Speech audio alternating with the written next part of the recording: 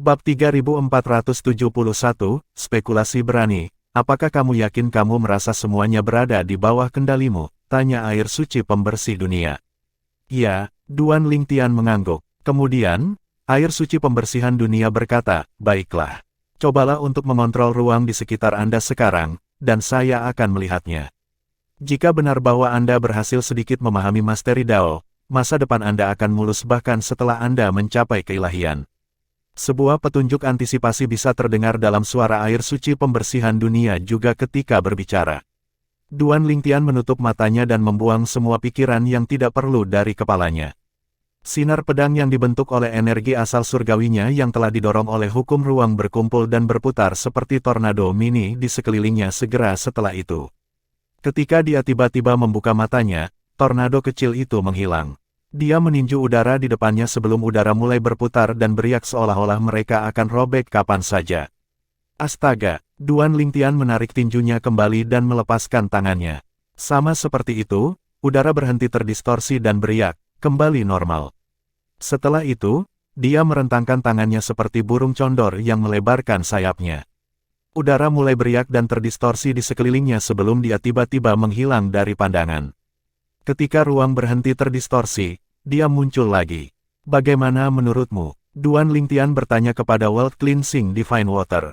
Setelah memobilisasi energi asal surgawinya dan hukum ruang angkasanya, dia pergi dengan firasatnya, berdasarkan perasaan kontrol aneh yang dia miliki atas ruang di sekitarnya.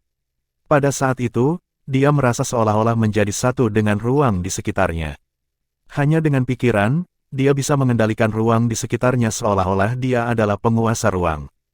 Setelah suara Duan Lingtian jatuh, ruang di atas kepalanya mulai berubah dan beriak sebelum harimau mini tiba-tiba muncul dan jatuh ke tangannya. Begitu dia menutup tangannya di sekitarnya, itu segera menghilang. Ini benar-benar masteri Dao, seru air suci pembersih dunia. Duan Lingtian bertanya, sedikit terkejut, Sister Water, kamu tampaknya sangat bersemangat tentang ini. Memang, saya bahkan kehilangan ketenangan untuk sesaat.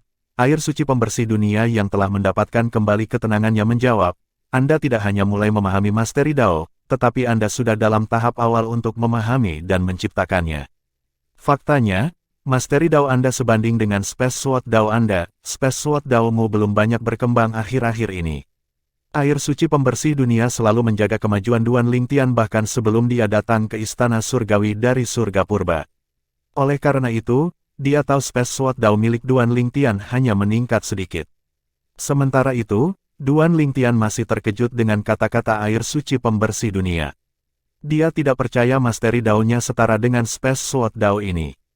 Bagaimanapun, dia telah berhasil berkembang dengan sangat lancar dengan Space Sword Dao karena tuannya dan fondasi kokoh yang dia bangun ketika dia berada di alam duniawi. Bagaimana mungkin dia tidak merasa terkejut ketika dia mendengar bahwa masteri Dao-nya sudah berada di level yang sama dengan Space Sword Dao-nya. Faktanya, sama saja jika seseorang menjadi pembangkit tenaga listrik tertinggi dengan menguasai salah satu dari 4 hukum tertinggi atau mengembangkan salah satu dari 5 elemen surgawi ke bentuk akhirnya. Yang penting adalah Dao. Misalnya, setelah sepenuhnya menguasai salah satu dari 4 hukum tertinggi dan menggabungkan semua kedalamannya, itu akan melahirkan Dao yang terpisah dari senjata Dao. Itu bisa menjadi Dao Devouring, Dao tanpa batas, atau Masteri Dao. Itu sama setelah Anda mengembangkan salah satu dari 5 elemen surgawi ke bentuk akhirnya. Untuk menjadi pembangkit tenaga listrik tertinggi, seseorang harus sepenuhnya menguasai salah satu dari 4 Tao surga dan bumi. Setelah menguasainya, kesengsaraan surgawi tertinggi akan turun dari surga. Jika Anda mampu menahan kesengsaraan, setelah itu berakhir, Anda akan berubah menjadi pembangkit tenaga listrik tertinggi. Duan Lingtian memperoleh pemahaman yang lebih dalam tentang pembangkit tenaga listrik tertinggi setelah mendengarkan penjelasan air suci pembersihan dunia. Sebelumnya, dia hanya tahu memiliki salah satu dari 5 elemen surgawi atau memahami salah satu dari 4 hukum tertinggi akan membantu seseorang menjadi pembangkit tenaga listrik tertinggi. Hanya setelah dia bertemu Feng Qingyang yang mengetahui bahwa itu juga mungkin untuk menjadi pembangkit tenaga listrik tertinggi dengan menciptakan dan menguasai Dao. Setelah mendengarkan kata-kata air suci pembersih dunia, dia akhirnya menyadari apakah itu 5 elemen surgawi atau 4 hukum tertinggi, semuanya mengarah ke Tao. Bagaimana kamu bisa membuat masteri Dao? Tanya air suci pembersih dunia. Dikatakan, bahkan jika Anda memiliki keilahian pembangkit tenaga tertinggi untuk membantu Anda memahami hukum ruang, sampai Anda benar-benar menggabungkan semua kedalaman, Anda seharusnya tidak dapat membuat dao penguasaan, dao tanpa batas, atau melahap dao. Aku juga tidak yakin, namun, saya cukup yakin itu ada hubungannya dengan Supreme Powerhouse Divinity. Bahkan Duan Lingtian tidak tahu mengapa dia begitu yakin keilahian pembangkit tenaga tertinggi ada hubungannya dengan ciptaan masteri daonya. Dalam keadaan normal, ini seharusnya tidak mungkin, kata air suci pembersih dunia, bingung, dari apa yang saya tahu, bahkan dewa pembangkit tenaga tertinggi tidak dapat membantu para ahli, yang telah menguasai dao dan mencapai keilahian, untuk menciptakan dao lain jika mereka belum sepenuhnya menggabungkan semua kedalaman dari hukum yang mereka pahami. Namun, Anda benar-benar berhasil membuat masteri dao sebelum menggabungkan semua kedalaman Anda dan menjadi dewa. Kecuali, itu menghilang tiba-tiba. Setelah beberapa saat, dia berkata dengan ragu-ragu, kecuali.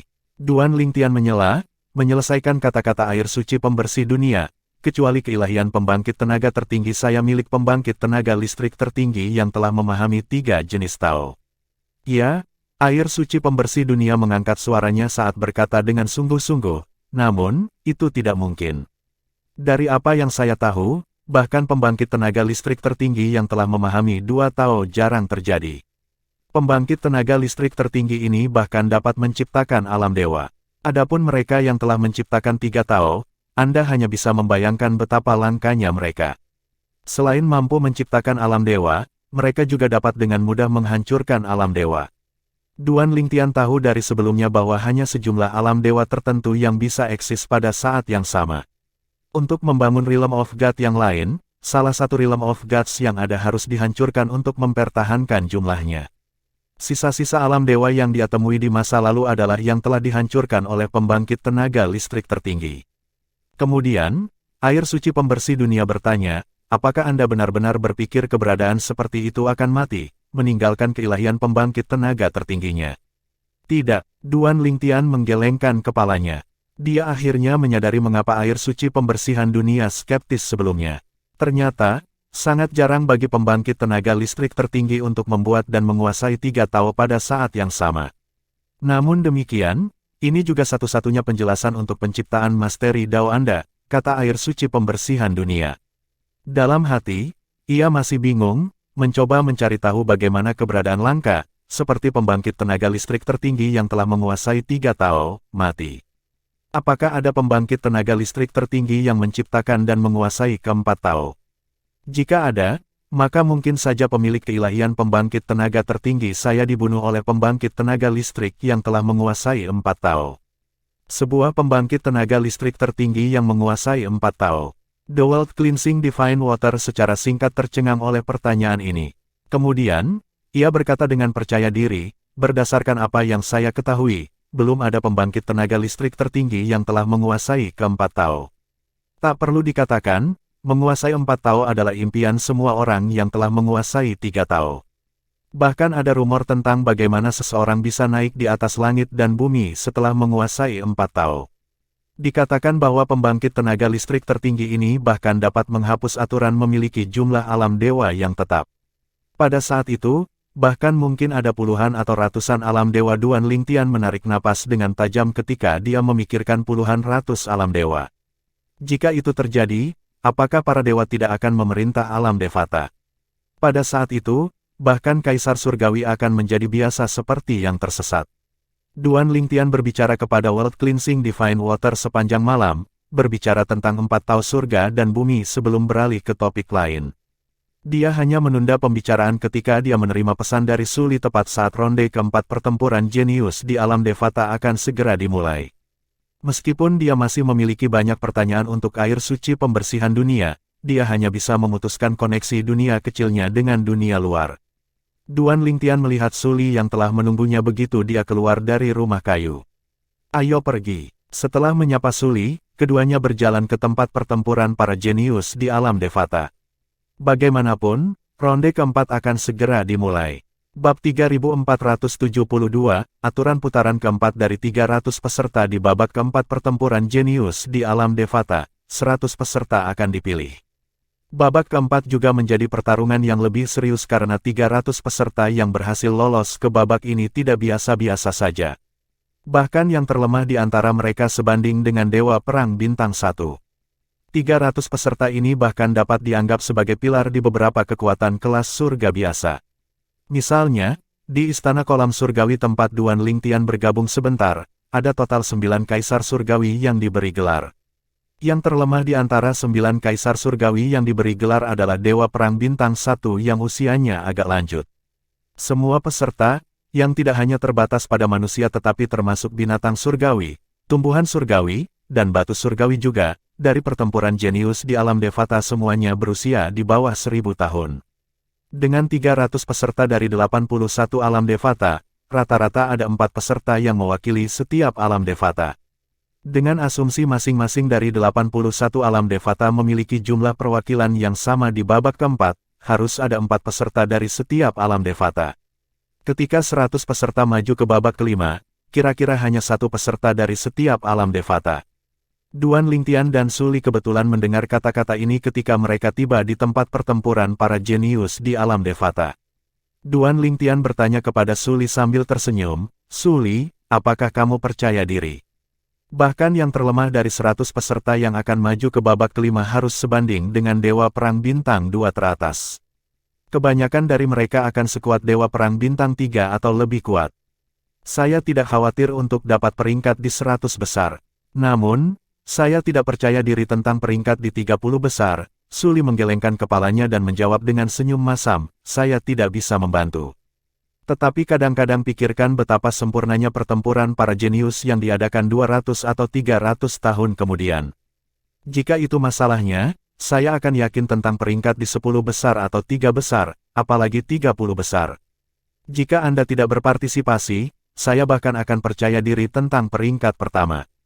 Kamu masih bisa mengincar peringkat pertama bahkan jika aku berpartisipasi," kata Duan Lingtian sambil tersenyum. "Tidak." Suli menggelengkan kepalanya dan berkata, "Kamu sangat berbakat. Kamu selalu menjadi monster bahkan ketika kita berada di dunia biasa. Pikirkan tentang itu, apakah saya pernah memenangkan kompetisi melawan Anda? Dari Kam Jenius Kota Darah Besi hingga kompetisi bela diri 10 dinasti dan zona rahasia wilayah Nando. Kau selalu mengalahkanku. Pada titik ini, saya sudah menyerah untuk bersaing dengan Anda." Faktanya, Suli menganggap dirinya beruntung. Di antara semua orang di Kam Jenius Kota Darah Besi di dunia biasa, dia dan Duan Lingtian adalah satu-satunya yang berhasil mencapai jarak terjauh. Agak jarang bagi dunia biasa untuk memiliki 2 orang sejauh yang mereka lakukan. Sebelum dia bertemu Duan Lingtian lagi di zona rahasia wilayah Nando dan menemukan basis kultivasi Duan Lingtian, dia berpikir lebih dari sekali bahwa dia telah melampaui Duan Lingtian. Sayangnya, setelah bertemu Duan Lingtian, dia dengan cepat disalahgunakan dari gagasan itu. Pada titik ini, dia telah pasrah pada kenyataan bahwa dia tidak akan bisa mengalahkan Duan Lingtian. Dia tidak lagi menganggap Duan Lingtian sebagai manusia, tetapi orang aneh yang sangat berbakat. Mungkin, dia hanya tahu betapa menyedihkan rasanya. Di sisi lain, Duan Lingtian tidak bisa menahan perasaan canggung setelah mendengar kata-kata Suli. Karena dia tahu itu adalah kebenaran, tampaknya munafik untuk mengatakan sebaliknya hanya untuk menghibur Suli. Bahkan, jika dia mengatakan sesuatu, dia bahkan mungkin mengambil risiko menggosokkan garam pada luka Suli. Duan Lingtian dan Suli kembali ke tempat duduk mereka sebelumnya. Ketika mereka tiba, mereka melihat Ling Jueyun, Tang Sanpao, Zhang Tianyu, Wang Ting, dan He Jianyi juga duduk di kursi aslinya. "Kalian berdua akhirnya di sini." Mata Tang Sanpao menjadi cerah saat melihat Duan Lingtian dan Suli. "Kamu tidak tahu betapa tegang dan canggung rasanya kita berempat bersama orang yang begitu tabah. Kamu datang lebih awal," kata Duan Lingtian kepada Ling Jueyun setelah mengalihkan pandangannya dari Tang Sanpao. Ling Jueyun mengangguk sebagai jawaban, ekspresi dinginnya tampak sedikit mencair. Setelah melihat ini, Tang Sanpao terus berkata dengan mata terbelalak, "Hei, Duan Lingtian, apakah Anda memiliki hubungan dengannya? Dia sedingin balok es bagi semua orang, tetapi dia hanya menanggapi Anda. Mungkinkah kedua pria muda yang tampan dan cerdas ini menyukai pria? Tidak ada yang akan mengira kamu bisu bahkan jika kamu tidak berbicara," kata Duan Lingtian. Dia merasa Tang Sanpao benar-benar mengutarakan pikirannya tanpa mempertimbangkan apapun. Apakah Tang Sanpao tidak tahu dia punya istri dan anak? Meskipun Duan Lingtian baru saja bertemu Tang Sanpao baru-baru ini, dia dapat mengatakan bahwa Tang Sanpao adalah jiwa yang bebas. Mungkin, Tang Sanpao telah menghabiskan terlalu banyak waktu di gunung sehingga dia menjadi canggung secara sosial. Suli terkekeh sebelum bertanya, Tang Sanpao, apakah kamu tidak menyadari bahwa Duan Lingtian sudah memiliki istri dan anak? Ah, Tang Sanpao tercengang. Aku benar-benar tidak tahu. Setelah mengatakan itu, Tang Sanpao melirik Ling Jueyun. Meskipun dia tidak berbicara, pikirannya tertulis di seluruh wajahnya. Jelas dia masih berpikir Ling Jueyun menyukai pria dan bahwa Ling Jueyun memiliki perasaan yang tak terbalas terhadap Duan Lingtian. Aku tidak akan ragu untuk menggali matamu jika kamu melihatku lagi, kata Ling Jueyun dingin meskipun matanya tertutup. Setelah mendengar kata-kata ini, Tang Sanpao buru-buru mengalihkan pandangannya. Dia tidak ingin memprovokasi Ling Jueyun yang berdarah dingin dan haus darah untuk masalah sepele seperti itu.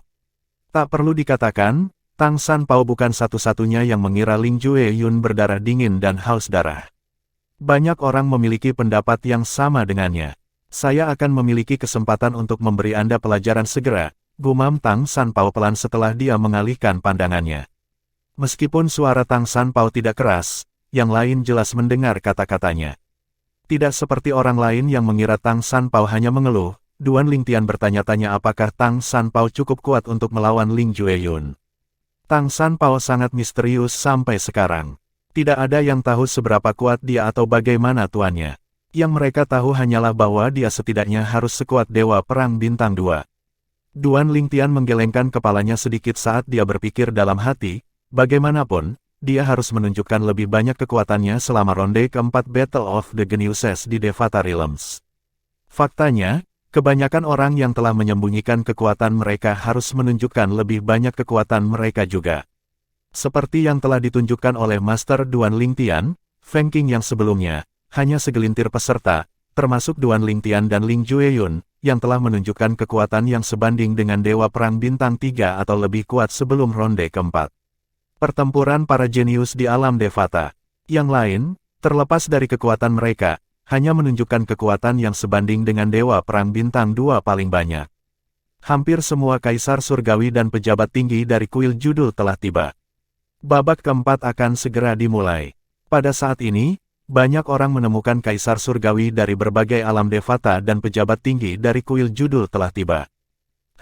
Pada saat ini, Duan Lingtian bisa merasakan tatapan membara dari Rulai, kaisar langit matahari agung, padanya lagi. Tatapan Rulai seperti predator yang sedang menatap mangsanya. Ini membuat rasa dingin menjalari tulang punggungnya. Mungkin karena pengaruh Tang Sanpao, dia bahkan sempat bertanya-tanya apakah Rulai menyukai pria. Tak lama setelah itu, Feng Qing Yang dan Ding Fu, kaisar surgawi dari surga purba, tiba bersama, tertawa dan berbicara seperti sahabat. Terlepas dari kaisar surgawi dari surga Sungai Luo, 80 kaisar surgawi lainnya semuanya hadir. Pada saat ini, Su Konghai, wakil kepala kuil dari kuil judul utama, akhirnya muncul. Dia kemungkinan telah tiba di venue beberapa waktu yang lalu tetapi hanya muncul setelah semua orang tiba. Saya yakin kalian semua tahu aturan ronde keempat dari pertempuran jenius di alam Devata. Yang terbaik bagi semua orang untuk menjadi 100% fokus selama ronde ini.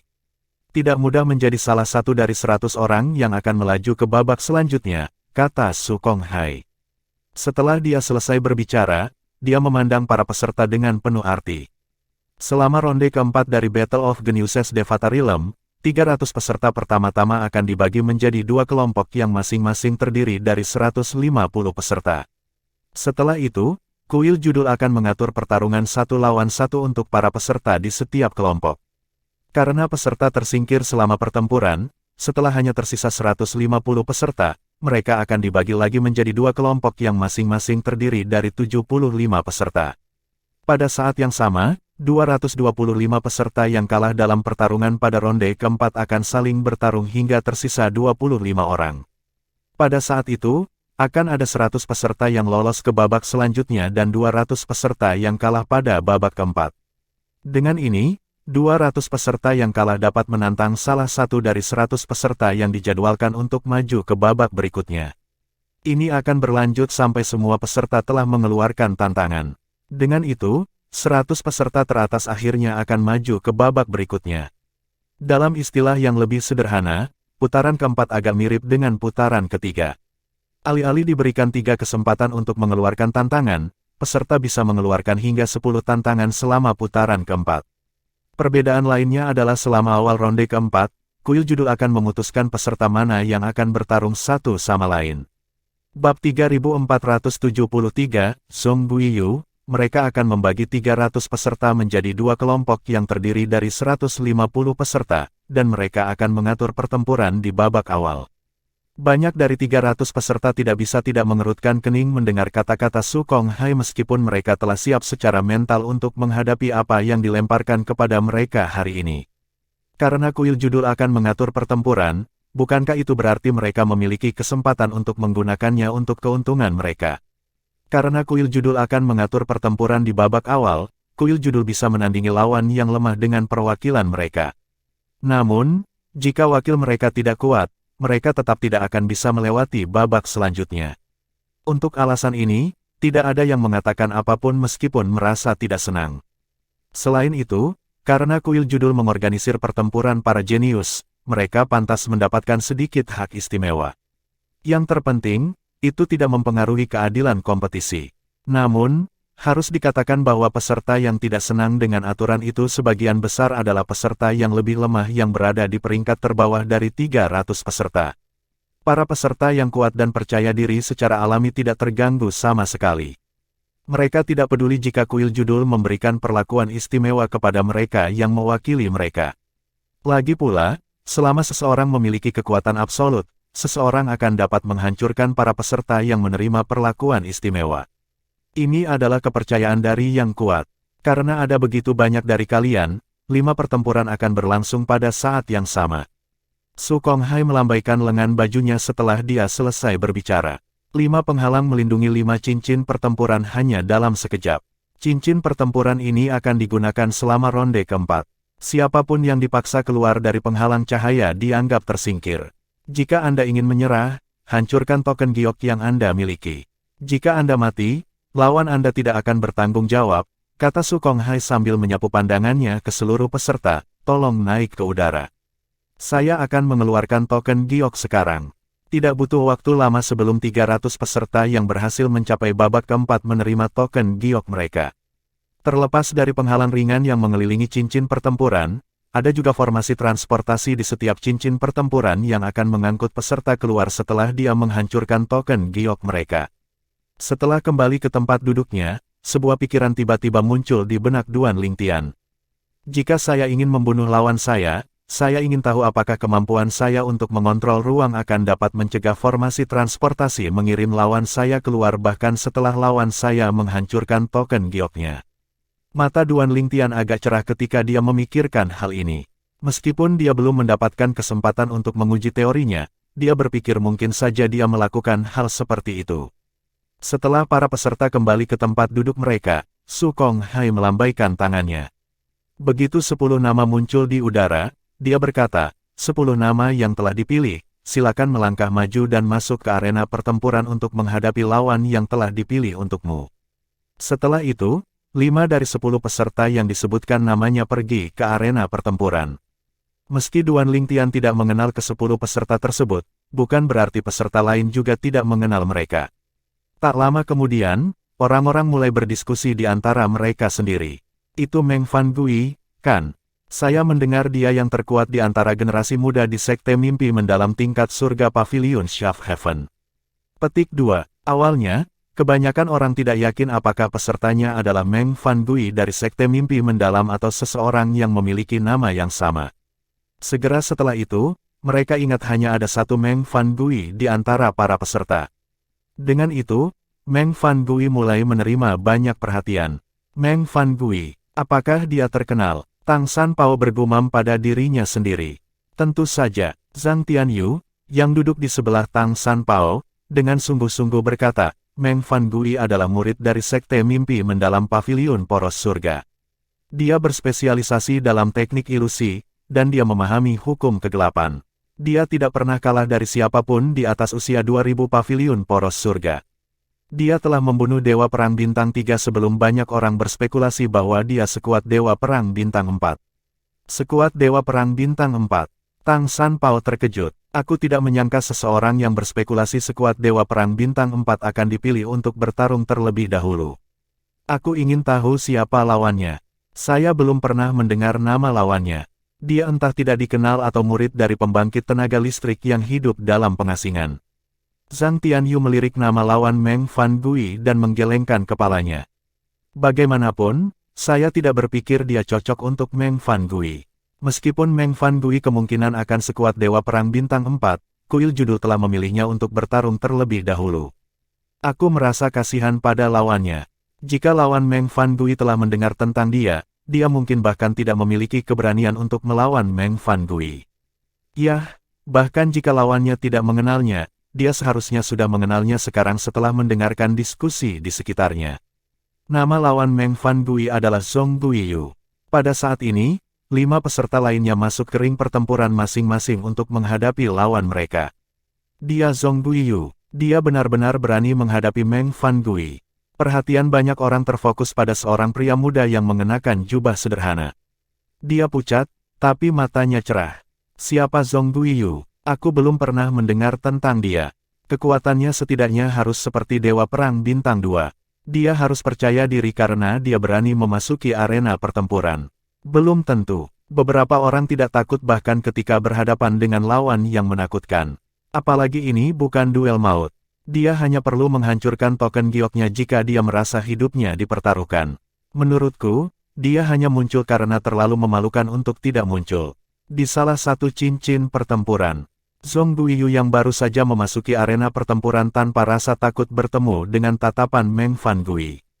Meng Fan Gui mencibir, berapa banyak gerakan yang menurutmu bisa kamu tahan sebelum aku mengalahkanmu? Wajah Meng Fan Gui tanpa ekspresi saat dia menjawab dengan acuh tak acuh.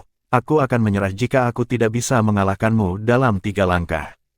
Meskipun Zhong Guiyu dan Meng Fan Gui tidak berbicara dengan keras, banyak orang yang mendengar percakapan mereka. 3 gerakan. Duan Lingtian mulai memperhatikan Zhong Guiyu setelah mendengarkan kata-kata ini juga. Dia hanya sekilas melirik pemuda berpakaian abu-abu dengan wajah pucat tapi mata cerah dan alis lebat yang memiliki aura percaya diri tentang dirinya. Mereka yang akan mengatakan kata-kata seperti ini entah sombong atau benar-benar kuat. Tang Sanpao, yang duduk di belakang Duan Lingtian, bergumam pada dirinya sendiri. Sebagian besar orang yang hadir mengira Zhong Guiyu sangat percaya diri. Mungkin, Zhong Guiyu belum pernah mendengar tentang kekuatan mengerikan Meng Fan Gui. Bukankah itu sudah jelas? Jika dia tahu Meng Fan Gui sebanding dengan Dewa Perang Bintang 4, dia tidak akan mengatakan kata-kata itu. Apakah dia tuli? Apakah dia tidak mendengar diskusi di sekitarnya? Omong kosong. Jika dia tuli, bagaimana dia bisa menjawab pertanyaan Meng Fan Gui? Di sisi lain, ada sejumlah kecil orang yang tidak cepat mengambil keputusan. Bahkan sebagian besar kaisar surgawi yang tidak tertarik secara naluriah menoleh untuk melihat Zhong Guiyu setelah mereka mendengar kata-katanya. Anak yang menarik. Sementara itu, Meng Fan Gui mengerutkan kening setelah mendengar jawaban Zhong Guiyu. Ekspresinya berubah serius, dan kepercayaan dirinya tampaknya telah turun sedikit. Bagaimanapun, lawannya tampak percaya diri untuk mengalahkannya dengan 3 gerakan. Bahkan Dewa Perang Bintang 4 teratas tidak mampu melakukan hal seperti itu. Dia mulai bertanya-tanya apakah Zhong Guiyu memiliki kekuatan yang sebanding dengan Dewa Perang Bintang 5. Dengan semua pemikiran ini, Meng Fan Gui menjadi gelisah. Namun, dia tidak membiarkannya terlihat di wajahnya. Sebaliknya, dia berkata, saya tidak sabar untuk melihat bagaimana Anda akan mengalahkan saya dengan 3 gerakan, mengingat Anda begitu percaya diri. Setelah Meng Fan Gui selesai berbicara, energi asal surgawinya melonjak dan menyelimutinya seperti kabut hitam. Kemudian, tiba-tiba melesat seperti meteor menuju Zhong Guiyu. Pada saat yang sama, Meng Fan Gui telah menghilang dari pandangan. Meng Fan Gui telah menggunakan teknik ilusi. Bahkan jika para peserta menggunakan kesadaran surgawi mereka masih tidak dapat menemukan Meng Fan Gui.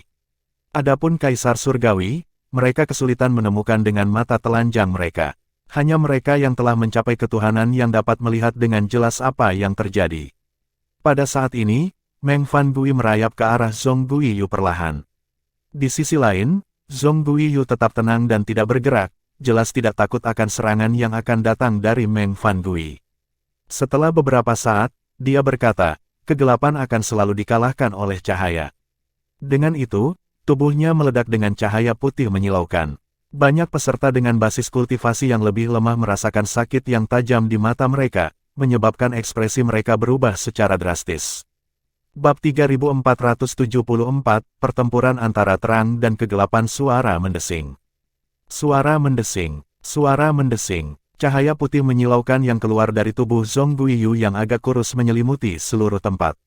Saat cahaya menyebar, serangan dari hukum kegelapan tampaknya perlahan kehilangan keefektifannya. Ketika mencapai dia, hanya setengah dari kekuatannya yang tersisa. Yang dia lakukan hanyalah dengan santai melambaikan pedang cahaya putih di tangannya untuk menghilangkan serangan itu. Satu gerakan, kata Zhong Guiyu acuh tak acuh. Pada saat yang sama, cahaya putih yang menyengat terus meningkat. Ini adalah kedalaman wilayah hukum cahaya. Tidak, bukan hanya itu. Tidak termasuk kedalaman dasar, itu menyatu dengan setidaknya dua kedalaman lainnya. Beberapa peserta yang jeli dapat mengatakan bahwa serangan Zhong Guiyu menggunakan kedalaman wilayah luar biasa dan telah menyatu dengan dua kedalaman lainnya dari hukum cahaya. Sementara itu, di bawah pengawasan semua orang, sosok Meng Fan Gui mulai muncul dalam cahaya putih yang menyilaukan. Pada saat ini, Meng Fan Gui berteriak, wilayah kegelapan.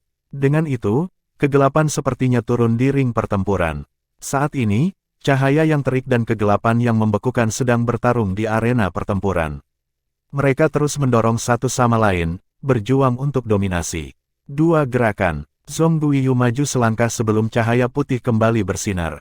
Selanjutnya, tiga pasang sayap tumbuh di punggungnya. Sayapnya mirip dengan yang digambarkan pada malaikat di bumi.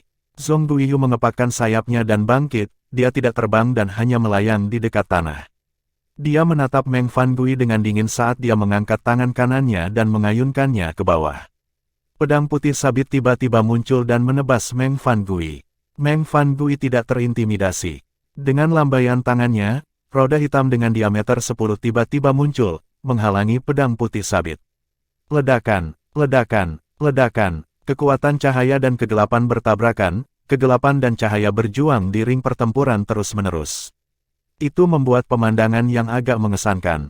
Sosok kedua lawan hanya bisa dilihat setelah debu mereda. Ini akan berakhir setelah gerakan ketiga, kata Zhong Guiyu lagi sebelum dia tiba-tiba membungkuk ke depan dan meringkuk menjadi bola sebelum tiga pasang sayapnya melilitnya. Ketika dia jatuh ke tanah, dia bersinar dengan kecerahan yang semakin besar. Pada saat ini, para peserta dapat merasakan energi mengerikan yang muncul di arena pertempuran. Tidak, aku tidak bisa membiarkan ini terus berlanjut. Ekspresi Meng Fan Gui berubah drastis. Ikat rambutnya putus, menyebabkan rambutnya berkibar di udara di tengah energi hitam. Mereka tampak seperti ular berbisa. Pada saat yang sama, apa yang tampak seperti tongkat muncul di tangan Meng Fan Gui. Tepatnya, itu sebenarnya adalah staf, itu adalah senjata surgawi kelas kaisar dengan jiwa. Meng Fan Gui kemudian bergumam dengan sungguh-sungguh, aku memanggil namamu, saudara-saudaraku dalam kegelapan.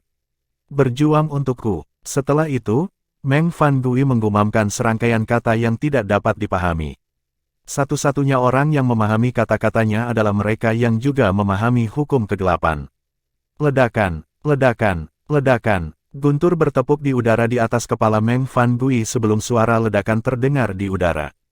Setelah itu, air mata muncul di ruang sebelum berubah menjadi gerbang batu kuno. Banyak sosok, besar dan kecil, terlihat muncul dari gerbang batu saat ini. Mereka semua dibentuk oleh semacam energi gelap dan mata mereka memerah karena haus darah. Ini adalah memanggil kedalaman dari hukum kegelapan. Setelah memahami panggil kedalaman dari hukum kegelapan, seseorang dapat memanggil makhluk kuat dari sisi gelap setelah melantunkan beberapa mantra kuno. Kata-kata yang tidak dapat dipahami sebelumnya pastilah mantra kuno, kan? Aku pikir begitu. Pada saat ini, Meng Fan Gui mengacungkan tongkat di tangannya. Tak lama kemudian, sosok merah darah muncul, terkekeh sinis. Itulah darah neter, jiwa dari senjata surgawi kelas kaisar Meng Fan Gui. Banyak peserta mengenali senjata dan jiwa Meng Fan Gui. Zhang Tianyu, yang duduk di belakang Duan Lingtian, berkata dengan sungguh-sungguh, saya mendengar jiwa dari senjata surgawi Meng Fan Gui adalah roh darah yang secara pribadi ditangkap oleh Kaisar Surgawi Gongsun Suanyuan dari surga poros pavilion di tanah orang mati. Yang juga merupakan salah satu dari 7 tempat paling mematikan di alam Devata. Itu disebut darah neter. Rupanya, Patriark Sekte Mimpi Mendalam menukar roh darah untuk menyesuaikan senjata Meng Fan Gui. Bagaimanapun, Meng Fan Gui adalah cicit tercinta dari Patriark of the Profound Dream Sect. Dengan penjelasan Zhang Tianyu, Duan Lingtian dan yang lainnya mengetahui bahwa jiwa dari senjata surgawi kelas Kaisar Meng Fan Gui adalah roh darah yang ditangkap oleh Gongsun Suanyuan, Kaisar Surgawi dari surga poros pavilion, di negeri orang mati. Salah satu dari 7 tempat paling mematikan di alam Devata. Tidak mungkin itu adalah roh darah biasa. Selain artefak dewa, tidak ada senjata yang cocok untuk itu. Faktanya, bahkan artefak surgawi tanpa jiwa tidak akan cocok untuk itu. Zhang Tianyu berkata sambil menatap tongkat di tangan Meng Fan Gui dengan saksama. Mereka yang menyadari senjata khusus Meng Fan Gui juga menatapnya dengan ama. Apa yang dilakukannya? Pada saat ini, banyak peserta menjadi gelisah dan gelisah serta mereka terus menonton Meng Fan Gui yang telah melemparkan hukum kegelapan, memanggil kedalaman. Mereka bisa tahu dia sedang melemparkan sesuatu yang menakutkan dan rumit ketika mereka menyaksikan roh darah muncul sebelum berubah menjadi sinar cahaya yang tak terhitung jumlahnya yang menembak ke tubuh makhluk yang dia panggil dari sisi gelap. Setelah itu, perisai transparan merah samar muncul di tubuh makhluk itu. Rasa haus darah di udara langsung terasa. Makhluk-makhluk itu menggeram dan mendesis bersamaan dengan tawa menyeramkan dari roh darah itu. Mereka semua berjalan menuju Zhong Guiyu yang masih meringkuk di tanah, ditutupi oleh sayapnya. Dengan gerakan ini, Meng Fan Gui dapat dengan mudah menjatuhkan Dewa Perang Bintang 4. Jika Zhong Guiyu dapat menahan langkah ini, maka tidak diragukan lagi dia setidaknya sekuat Dewa Perang Bintang 5. Ini adalah salah satu contoh langkah di mana Tang San Pao tampak serius. Penonton yang biasanya ribut juga terdiam pada saat ini. Semua orang menatap pemandangan di depan mereka dengan penuh perhatian. Bang, bang, bang, bang, bang. Makhluk gelap menyerang Zhong Guiyu yang masih meringkuk di tanah. Pukulan demi pukulan mendarat di sayapnya. Namun demikian, mereka tetap murni. Saat pukulan terus menghujani, suara acuh tak acuh Zhong Guiyu tiba-tiba terdengar. Apakah kamu menggelitiku dengan serangan ini? Setelah mendengar ini, wajah Meng Fan Gui langsung pucat saat dia berteriak. Darah neter, gabung. Makhluk-makhluk itu tiba-tiba berhenti menyerang. Perisai merah transparan yang menyelimuti mereka sepertinya menyatukan mereka semua. Mereka mulai menyatu hingga menyerupai makhluk humanoid seukuran bukit dengan aura menakutkan. Dalam hal kekuatan ofensif, penggabungan roh darah saya setara dengan 3 kedalaman fus. Meng Fan Gui menatap Zhong Guiyu yang masih meringkuk menjadi bola di tanah dan dengan tenang berkata, sekarang, apakah Anda akan melanjutkan, bersembunyi atau keluar untuk menghadapi seranganku? Kau pikir aku bersembunyi? Zhong Guiyu menjawab, suaranya terdengar berbeda dari sebelumnya, itu sedikit lebih kasar sekarang. Selanjutnya, 3 pasang sayap terbentang, memperlihatkan Zhong Guiyu yang diselimuti cahaya kemasan. Ditambah dengan cahaya putih, dia tampak surgawi. Sebelum terang, kegelapan akan memudar. Saat Zhong Guiyu berbicara, 2 sinar cahaya melesat keluar dan bergabung menjadi sosok humanoid raksasa yang mengenakan baju besi putih dan emas. Itu memegang palu besar di tangannya. Pada saat yang sama, sebuah palu juga muncul di tangan Zhong Guiyu di beberapa titik. Itu tampak persis seperti palu di tangan sosok raksasa itu. Kurang pengetahuan, mata Meng Fan Gui berkilat dingin saat dia berkata tanpa emosi, Nether Blood, pisahkan dia. Sosok hitam besar itu menginjak Zhong Guiyu dengan tombak panjang di tangannya. Ujung tombak bersinar merah seperti darah. Itu tampak seolah-olah telah ditempa di neraka dan telah menuai banyak nyawa. 3 jurus, kata Zhong Guiyu. Raksasa lapis baja itu mengacungkan palunya, menyebabkan udara membeku. Setelah itu, kekosongan bergetar saat ledakan memekakkan telinga bergema di udara. Bab 3475, siapa kakak seniormu? Ledakan. Setelah ledakan yang memekakkan telinga, palu raksasa mulai berkedip dengan cahaya menyilaukan yang tidak berbeda dengan terik matahari. Cahaya mengusir kegelapan, menghancurkan segala sesuatu yang dilaluinya. Ketika itu menyinari makhluk ganas yang menyerbu ke arah Zhong Guiyu yang telah diperkuat oleh roh darah, makhluk-makhluk itu menjerit ketakutan. Setelah itu, pilar lampu merah melesat ke langit. Darah neter meninggalkan makhluk-makhluk yang telah digunakannya sebagai wadah, kembali ke staf surgawi kelas kaisar di tangan Meng Fan Gui. Meng Fan Gui masih linglung ketika suara serak neter blood terdengar di telinganya, hancurkan token giok dan pergi sekarang. Kalau tidak, bahkan jika kamu tidak mati, kamu akan terluka parah. Bersamaan dengan itu, suara bermartabat yang tidak menimbulkan pertengkaran terdengar di benak Meng Fan Gui. Hancurkan token giok. Meng Fan Gui tidak terkejut ketika dia mendengar peringatan Nether Blood dan merasa sedikit ragu untuk melakukan seperti yang disarankan. Namun, begitu dia mendengar suara kedua, dia tidak ragu-ragu dan buru-buru menghancurkan token gioknya. Pada saat Meng Fan Gui menghilang dari ring pertempuran, palu raksasa itu menghantam tempat di mana dia baru saja berdiri beberapa saat yang lalu, menyebabkan tanah bergetar hebat. Bang, bang, bang. Sinar cahaya yang tak terhitung jumlahnya memantul di ring pertempuran, menabrak penghalang cahaya. Penghalang cahaya bergetar, dan tidak butuh waktu lama sebelum retakan mulai terbentuk di atasnya. Setelah melihat ini, ekspresi Meng Fan Gui, yang baru saja meninggalkan arena pertempuran, berubah drastis. Dia sangat kuat, aku tidak akan memintamu untuk menghancurkan token giokmu jika kamu bisa menahan serangan itu. Darah neter di staf surgawi kelas kaisar berkata dengan suara gemetar. Kemudian, ia berkata dengan percaya diri, jika saya tidak cukup cepat, saya akan dibersihkan oleh energi cahayanya.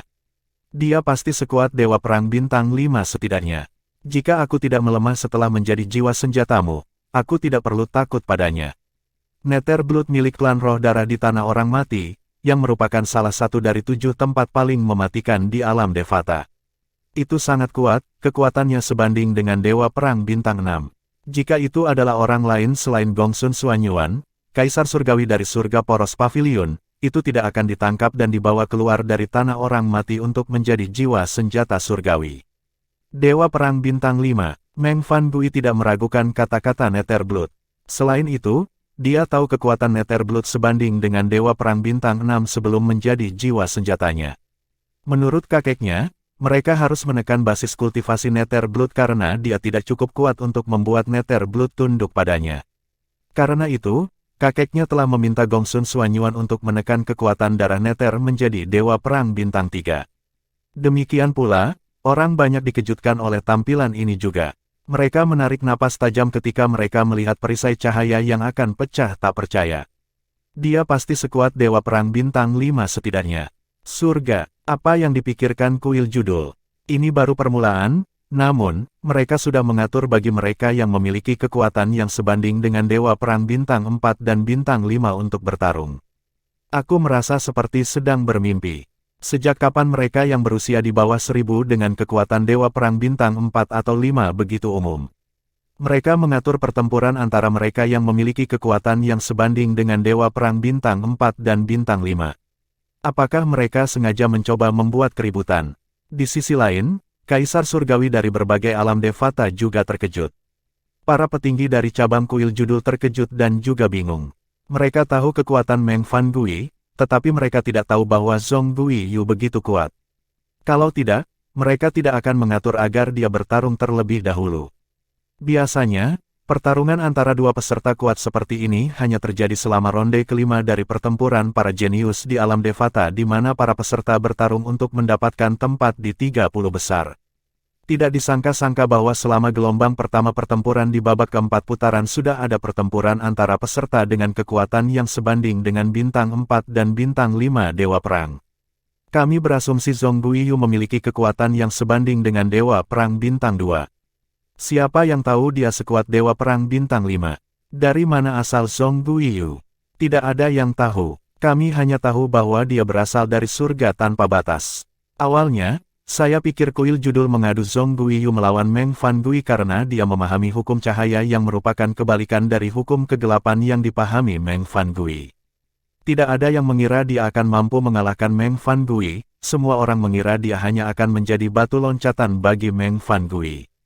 Siapa yang tahu dia memiliki kekuatan yang sebanding dengan Dewa Perang Bintang 5 dan benar-benar mampu mengalahkan Meng Fan Gui dengan 3 gerakan. Pertempuran di babak keempat diatur oleh kuil judul. Ketika mereka menugaskan Zhong Guiyu untuk melawan Meng Fan Gui, tidak ada yang menyangka Zhong Guiyu akan menang. Hasil akhirnya mengejutkan semua orang yang hadir di tempat kejadian. Bahkan Su Konghai, wakil kepala kuil dari kuil judul utama, terkejut. Dia baru sadar kembali ketika dia melihat penghalang cahaya yang dia dirikan di sekitar cincin pertempuran akan pecah. Astaga! Su Konghai mengangkat tangannya sebelum telapak tangan besar yang tembus pandang jatuh dari langit, seperti tangan yang memukul nyamuk, untuk menghilangkan energi Zhong Guiyu yang mendatangkan malapetaka di ring pertempuran.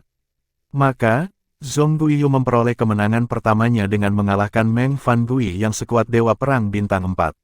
Sementara para jenius muda berbisik di antara mereka sendiri, mereka akan melihat Kaisar Surgawi dari surga tanpa batas secara sembunyi-sembunyi. Setelah hari ini, aku yakin hanya akan ada beberapa orang yang tidak mengenal Zhong Guiyu. Zhong Guiyu berasal dari surga tanpa batas, kan?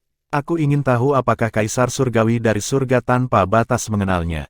Kaisar Surgawi dari surga tanpa batas adalah kakek dari pihak ibu dari Master Istana dari Istana Kolam Renang Surgawi, kekuatan tingkat surga di surga tanpa batas yang pernah diikuti oleh Duan Lingtian. Selain itu, Master Istana dari Istana Kolam Renang Surgawi telah memusuhi Duan Lingtian sampai dia menemukan Duan Lingtian adalah satu-satunya murid sejati Kaisar Surgawi dari surga penghancur soliter. Setelah itu, dia meninggalkan semua pikiran untuk menyakiti Duan Lingtian dan menjadi sopan terhadap Duan Lingtian. Kaisar Surgawi dari surga tanpa batas tersenyum kecut ketika salah satu rekannya bertanya apakah dia akrab dengan Zhong Guiyu. Dia berkata, "Saya tidak mengenalnya. Dia datang dengan kuil judul surga tanpa batas." Pihak lain mengangguk. Karena kamu tidak mengenalnya, kemungkinan dia adalah murid dari seorang ahli yang hidup dalam pengasingan di surga tanpa batas.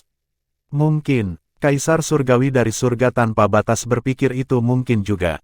Jika Zhong Guiyu berasal dari salah satu kekuatan di surga tanpa batas, mustahil baginya untuk tidak mendengar tentang Zhong Guiyu sama sekali. Jika dia pernah bertemu Zhong Guiyu di masa lalu, dia akan berjuang untuk menerima Zhong Guiyu sebagai murid. Untuk Zhong Guiyu, dia rela mengesampingkan harga dirinya sebagai Kaisar Surgawi. Faktanya, Kaisar Surgawi dari surga tanpa batas tidak sepenuhnya mengabaikan pemikiran untuk menerima Zhong Guiyu sebagai murid. Akhirnya, dia tidak bisa lagi menahan diri dan mengirim pesan kepada Zhong Guiyu melalui transmisi suara. Zhong Guiyu, aku adalah Kaisar Surgawi dari surga tanpa batas. Saya ingin menerima Anda sebagai murid saya, apa kamu setuju? Tanpa menunggu jawaban Zhong Guiyu, dia berkata melalui transmisi suara lagi, jika Anda bergabung dengan saya, Anda tidak perlu menahan diri ketika Anda berada di surga tanpa batas. Anda dapat melakukan sesuka Anda, dan tidak ada yang berani menyinggung Anda. Menurutnya, Zhong Guiyu pasti tersanjung menerima pesan seperti itu dari Kaisar Langit.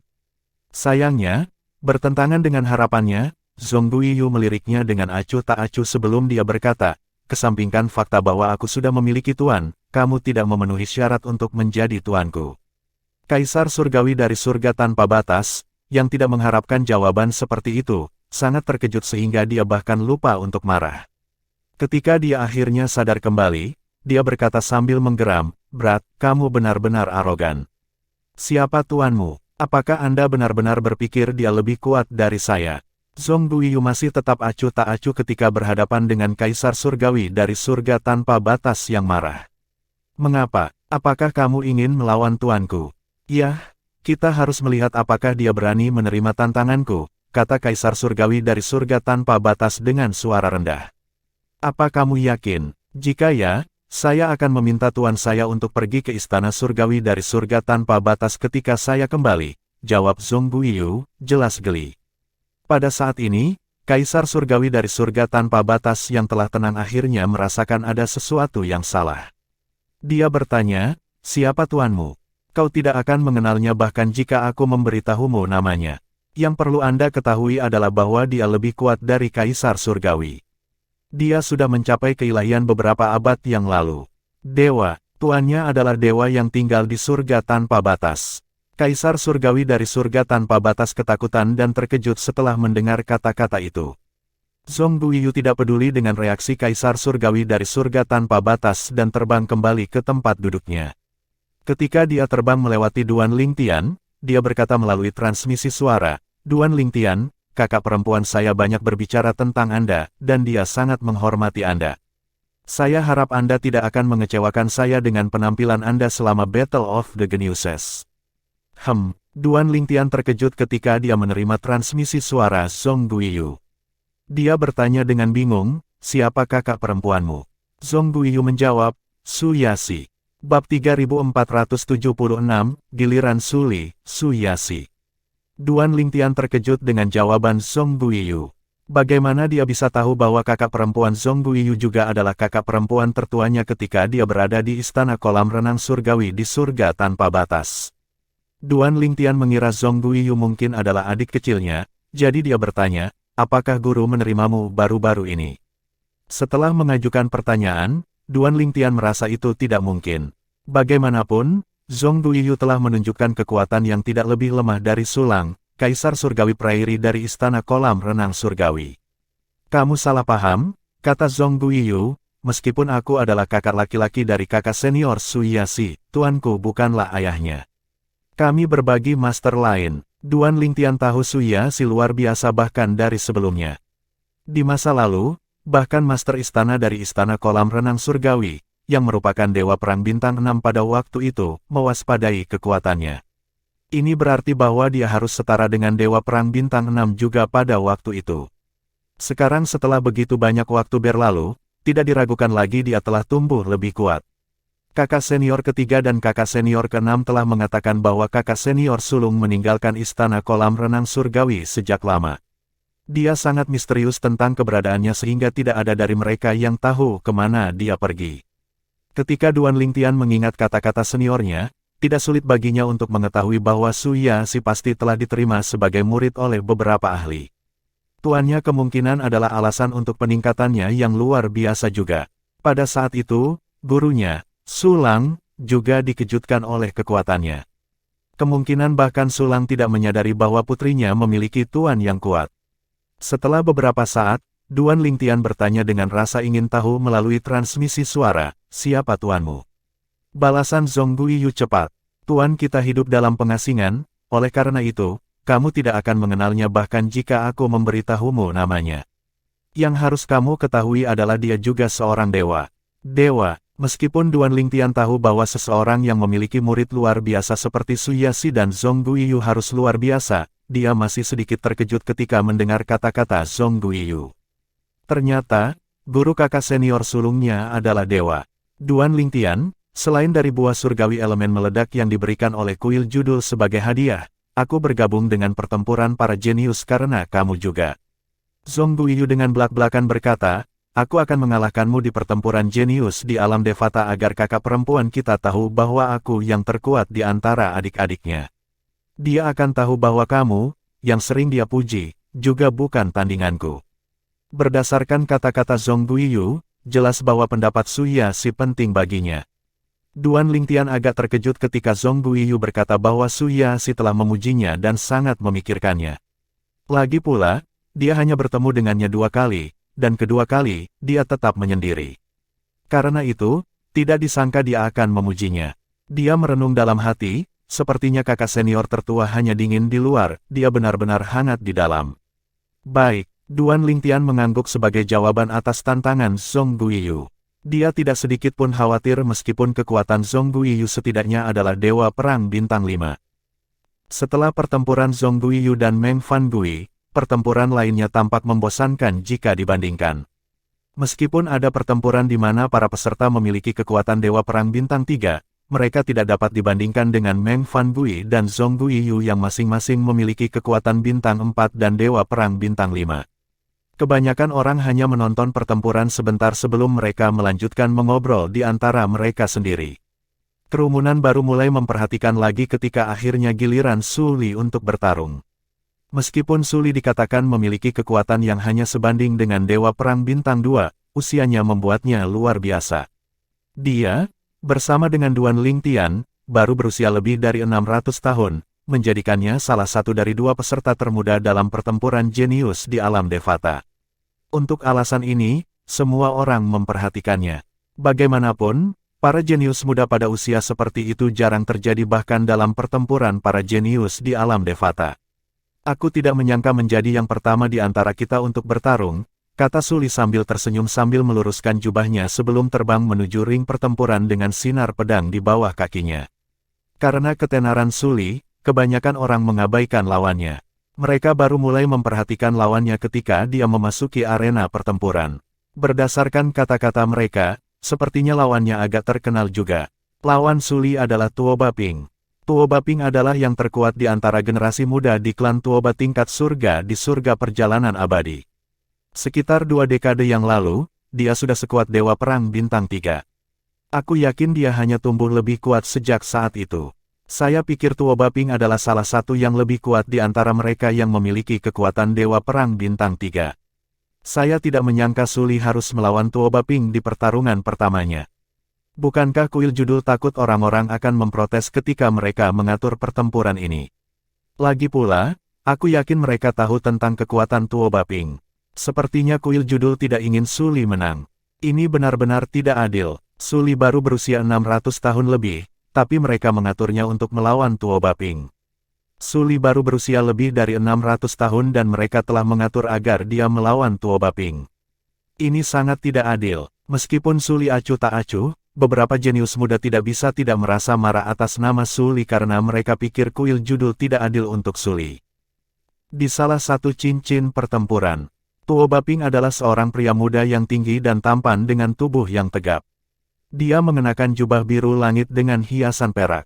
Begitu Suli memasuki arena pertempuran, dia berkata dengan senyum tipis, "Suli, satu-satunya keuntungan yang saya miliki adalah usia saya. Jika bukan karena itu, kurasa aku tidak akan merasa percaya diri untuk mengalahkanmu hari ini.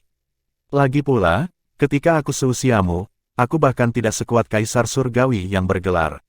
Kalahkan aku." Suli tersenyum tipis. "Tidak semudah yang kamu pikirkan untuk mengalahkanku. Apakah begitu?" Mata Tuoba Ping langsung menyala. "Sepertinya kamu sangat percaya diri dengan kekuatanmu. Kalau begitu, mari kita bertarung dengan baik dan adil. Ayo." Suli mengangguk sebelum dia terbang ke udara. Sinar pedang di bawah kakinya mulai mengeras sementara jubahnya berkibar tertiup angin. Dia tampak seperti pedang surgawi yang halus pada saat ini. Jubah Tuoba Ping berkibar di udara serta tubuhnya mulai bersinar dengan cahaya keemasan yang intens. Tidak butuh waktu lama sebelum cahaya keemasan tampak mengeras dan menetap di atas kulitnya seperti baju besi. Ini adalah kedalaman logam dari hukum logam. Karena kita berdua menggunakan pedang, mari kita bersilangan pedang hari ini. Meskipun Suli belum mengeluarkan senjata surgawinya, tidak sulit bagi Tuoba Ping untuk mengetahui bahwa Suli adalah pengguna pedang juga. Tuoba Ping melambaikan tangannya sebelum pedang zamrud yang bersinar muncul dari udara tipis. Hanya dengan pandangan sekilas, orang bisa tahu itu luar biasa. Dewa Perang Bintang 3, Duan Lingtian, yang duduk di antara penonton, menyaksikan dari jauh dengan mata menyipit. Tuoba Ping memang lawan yang baik untuk Suli. Meskipun Duan Lingtian belum melihat Suli melepaskan semua kekuatannya, dia tahu bahwa Suli belum mendapatkan kekuatan dari Dewa Perang Bintang 4. Dia tahu ini karena Suli telah mengatakan bahwa dia tidak yakin dia akan bisa masuk 30 besar. Jika Suli sudah memiliki kekuatan Dewa Perang Bintang 4, dia tidak akan khawatir tidak bisa membuat itu ke dalam 30 besar. Lagi pula, sebagian besar dari mereka yang memiliki kekuatan Dewa Perang Bintang 4 seharusnya dapat dengan mudah masuk ke 30 besar, kecuali keadaan yang tidak terduga. Astaga, astaga, astaga. Sementara Duan Lingtian tenggelam dalam pikirannya, suara pedang bersiul di udara menariknya kembali ke akal sehatnya. Dia mengalihkan pandangannya kembali ke arena pertempuran dan melihat sosok Suli dan Tuoba Ping berkelebat saat sinar pedang emas melesat ke arah Suli dari segala arah. Hanya mereka yang memiliki basis kultivasi yang lebih tinggi yang dapat menangkap gerakan dua peserta saat ini. Saat sinar pedang terus turun, Suli ditinggalkan dengan semakin sedikit tempat untuk mundur. Jelas Tuoba Ping ingin menyudutkan Suli. Tiba-tiba, astaga, Suli bergerak saat teriakan pedang yang menggelegar terdengar di udara, mengalahkan suara dari sinar pedang yang tak terhitung jumlahnya. Dia tampaknya telah berubah menjadi pedang raksasa pada saat ini. Pedang raksasa itu menebas, tampak seolah-olah bisa menghancurkan semua yang ada di jalurnya. Bab 3477, tabel telah berbalik mirip dengan Kaisar Surgawi dari surga penghancur soliter, Feng Qingyang, Su Li menghususkan diri dalam hukum kehancuran. Untuk alasan ini, Feng Qingyang telah mengundang Su Li untuk tinggal bersamanya selama beberapa waktu untuk membimbingnya.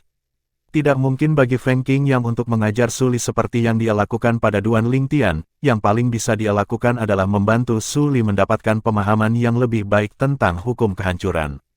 Namun, meskipun Feng Qing telah secara terbuka membagikan pengetahuannya tentang hukum kehancuran dengan Su Li dan menjawab banyak pertanyaan yang mengganggu Su Li, karena kesulitan hukum kehancuran, Su Li membutuhkan lebih banyak waktu untuk menerapkan apa yang Feng Qing yang miliki. Mengajarinya. Oleh karena itu, Su Li tidak banyak berkembang sejak Feng Qing yang terakhir melihatnya karena dia belum sepenuhnya memahami kata-kata Feng Qing yang. Astaga, meskipun tidak banyak meningkat, Su Li sudah agak kuat. Energi asal surgawinya yang telah didorong oleh hukum kehancuran menyelimutinya sebelum dia berubah menjadi pedang berwarna merah darah.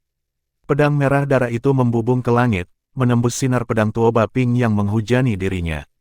Su Li tidak membuang waktu dan segera membalas setelah menerobos serangan putaran pertama Tuoba Ping. Duan Lingtian yang duduk di antara penonton sedikit mengangguk. Matanya menyipit saat dia bergumam pada dirinya sendiri, Su Li tidak dalam posisi yang tidak menguntungkan sama sekali. Setelah Su Li dan Tuoba Ping bertukar beberapa pukulan, Su Li mulai unggul. Setelah melihat ini, senyum langka muncul di wajah Duan Lingtian. Sepertinya Su Li akan memenangkan pertandingan ini. Kembali ke ring pertempuran, duo itu, yang sama-sama menunjukkan kekuatan Dewa Perang Bintang 3, tampaknya seimbang saat mereka terus bertukar pukulan. Pedang merah darah dan sinar pedang emas berbenturan terus-menerus.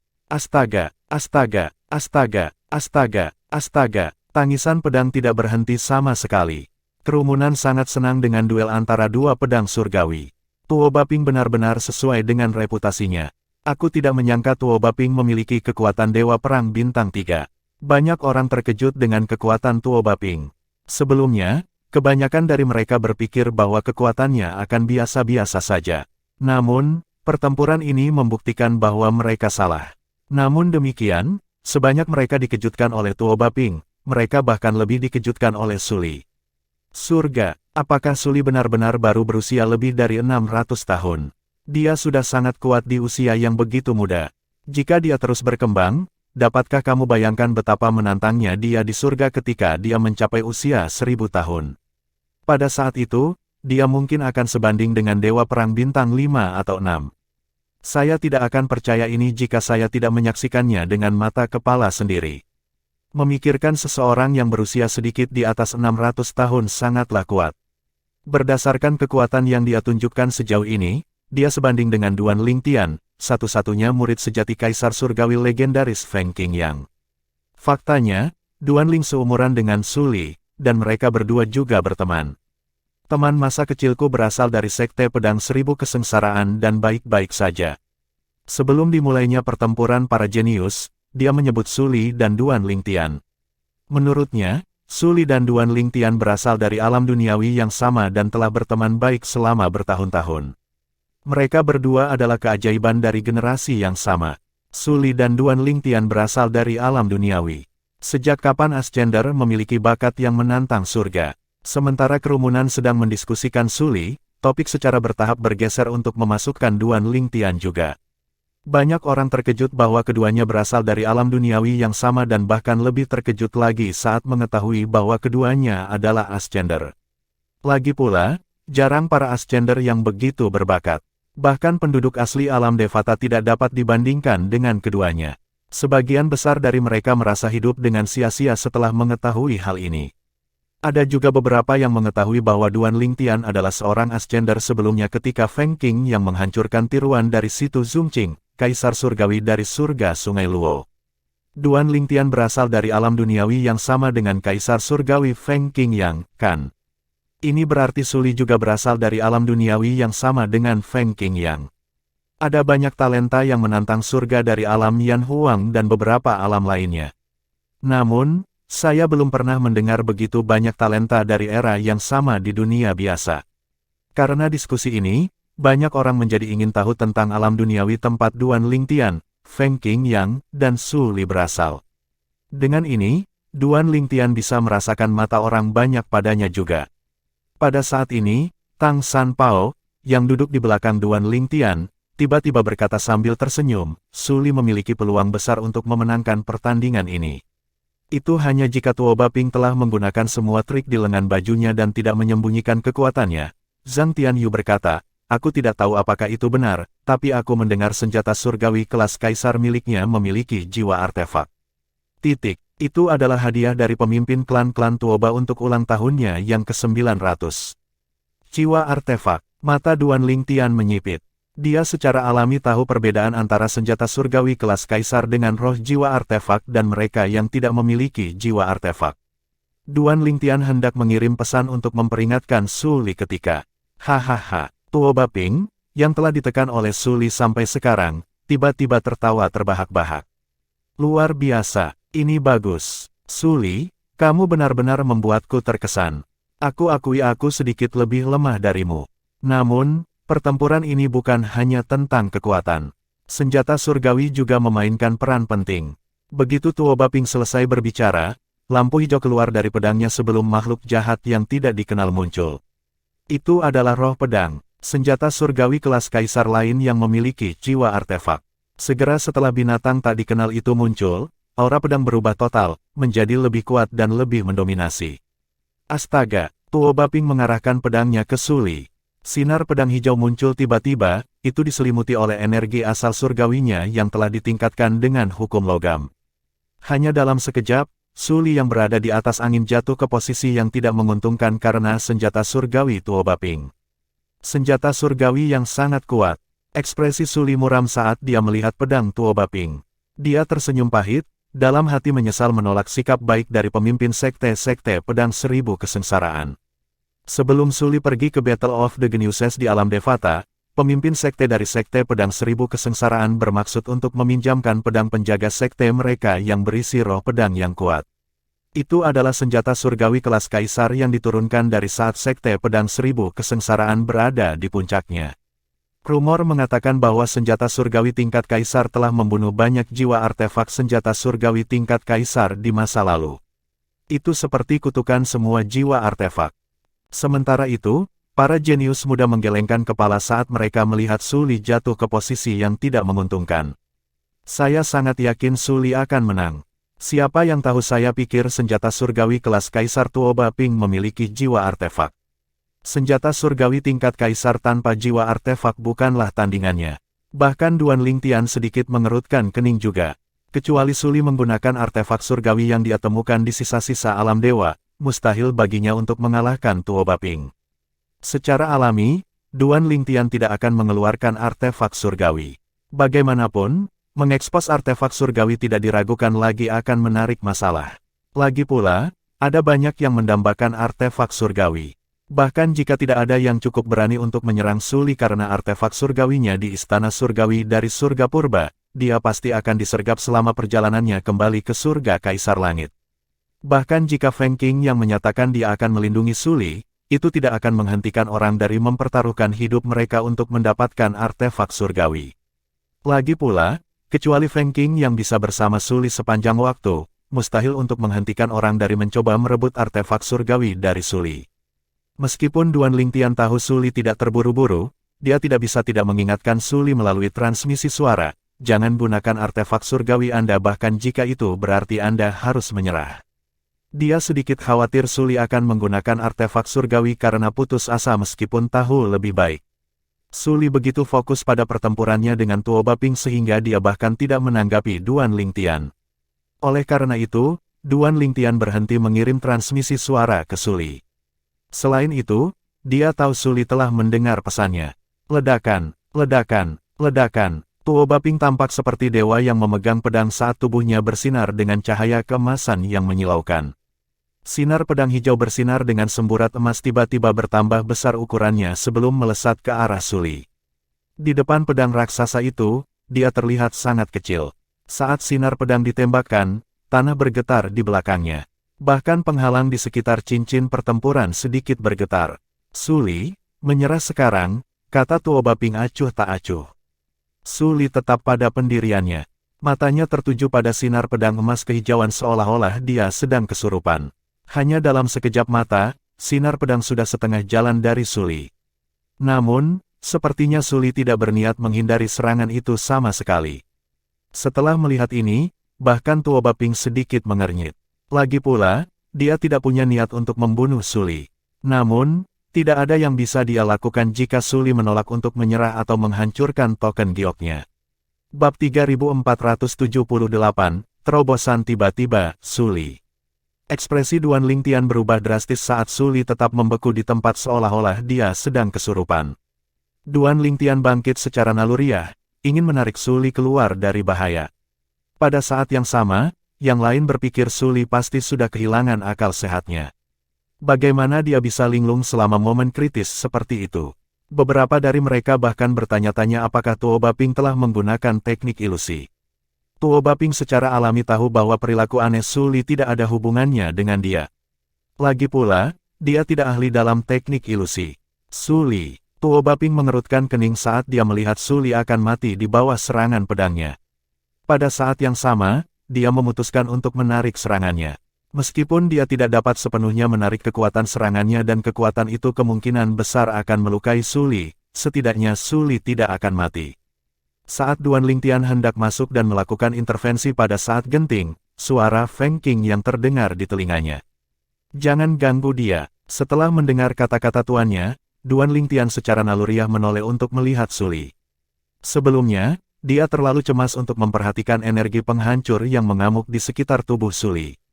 Seolah-olah air dingin perlahan mendidih. Saat ini, aku mengerti sekarang, gumam Suli saat matanya tiba-tiba menjadi cerah. Energi merah darah di sekelilingnya melintas saat energi penghancur yang mengerikan menyapu sekelilingnya, menyebabkan penghalang di sekitar cincin pertempuran bergetar. Ekspresi Tuo Baping berubah drastis saat dia merasakan ada yang tidak beres. Dia tahu Suli seperti orang yang berbeda sekarang, Suli jelas menjadi jauh lebih kuat dari sebelumnya. Dia tidak bisa menahan diri untuk tidak bergidik dalam hati ketika dia merasakan energi Suli. Apakah dia memiliki terobosan dan memiliki kekuatan Dewa Perang Bintang 4 sekarang? Pikiran ini tiba-tiba muncul di benak Tuo Baping. Perbedaan antara Dewa Perang Bintang 3 dan Dewa Perang Bintang 4 seperti langit dan bumi di mana yang terakhir dapat dengan mudah mengalahkan yang pertama. Saya harap saya salah tentang itu. Tuo Baping berpikir pada dirinya sendiri saat dia mengerahkan energi asal surgawinya untuk menyerang Suli dengan sekuat tenaga. Begitu merasakan perubahan Suli, niatnya untuk menarik kembali serangannya juga lenyap. Ledakan, ledakan, ledakan, cahaya hijau keemasan dari pedang besar itu bersinar lebih menyilaukan dari sebelumnya, menerangi cincin pertempuran. Tampaknya sudah terlambat bagi Suli untuk melarikan diri sekarang bahkan jika dia telah menerobos dan sekarang memiliki kekuatan Dewa Perang Bintang 4. Kamu tepat waktu. Suli dengan santai melemparkan pedang surgawinya. Sinar pedang berwarna merah darah segera muncul dan ukurannya bertambah dengan kecepatan yang mengkhawatirkan sebelum melesat ke arah pedang raksasa dengan kekuatan penghancur yang mengerikan. Kekosongan berdesir dan berputar di belakangnya seolah-olah akan robek. Para jenius muda bisa merasakan energi menakutkan dari serangan Suli juga, dan mereka bingung dan terkejut. Bagaimana dia tiba-tiba tumbuh begitu kuat? Apakah dia menahan kekuatannya sebelumnya? Rasanya seperti dia telah menggabungkan dua kedalaman lainnya dengan serangannya. Mungkin itulah mengapa kekuatannya meningkat pesat. Surga, serangannya tampaknya setara dengan serangan dari senjata surgawi kelas Kaisar Tuo Baping yang memiliki jiwa artefak. Demikian pula, Kaisar surgawi dari berbagai alam devata dan petinggi dari cabang kuil judul juga terkejut.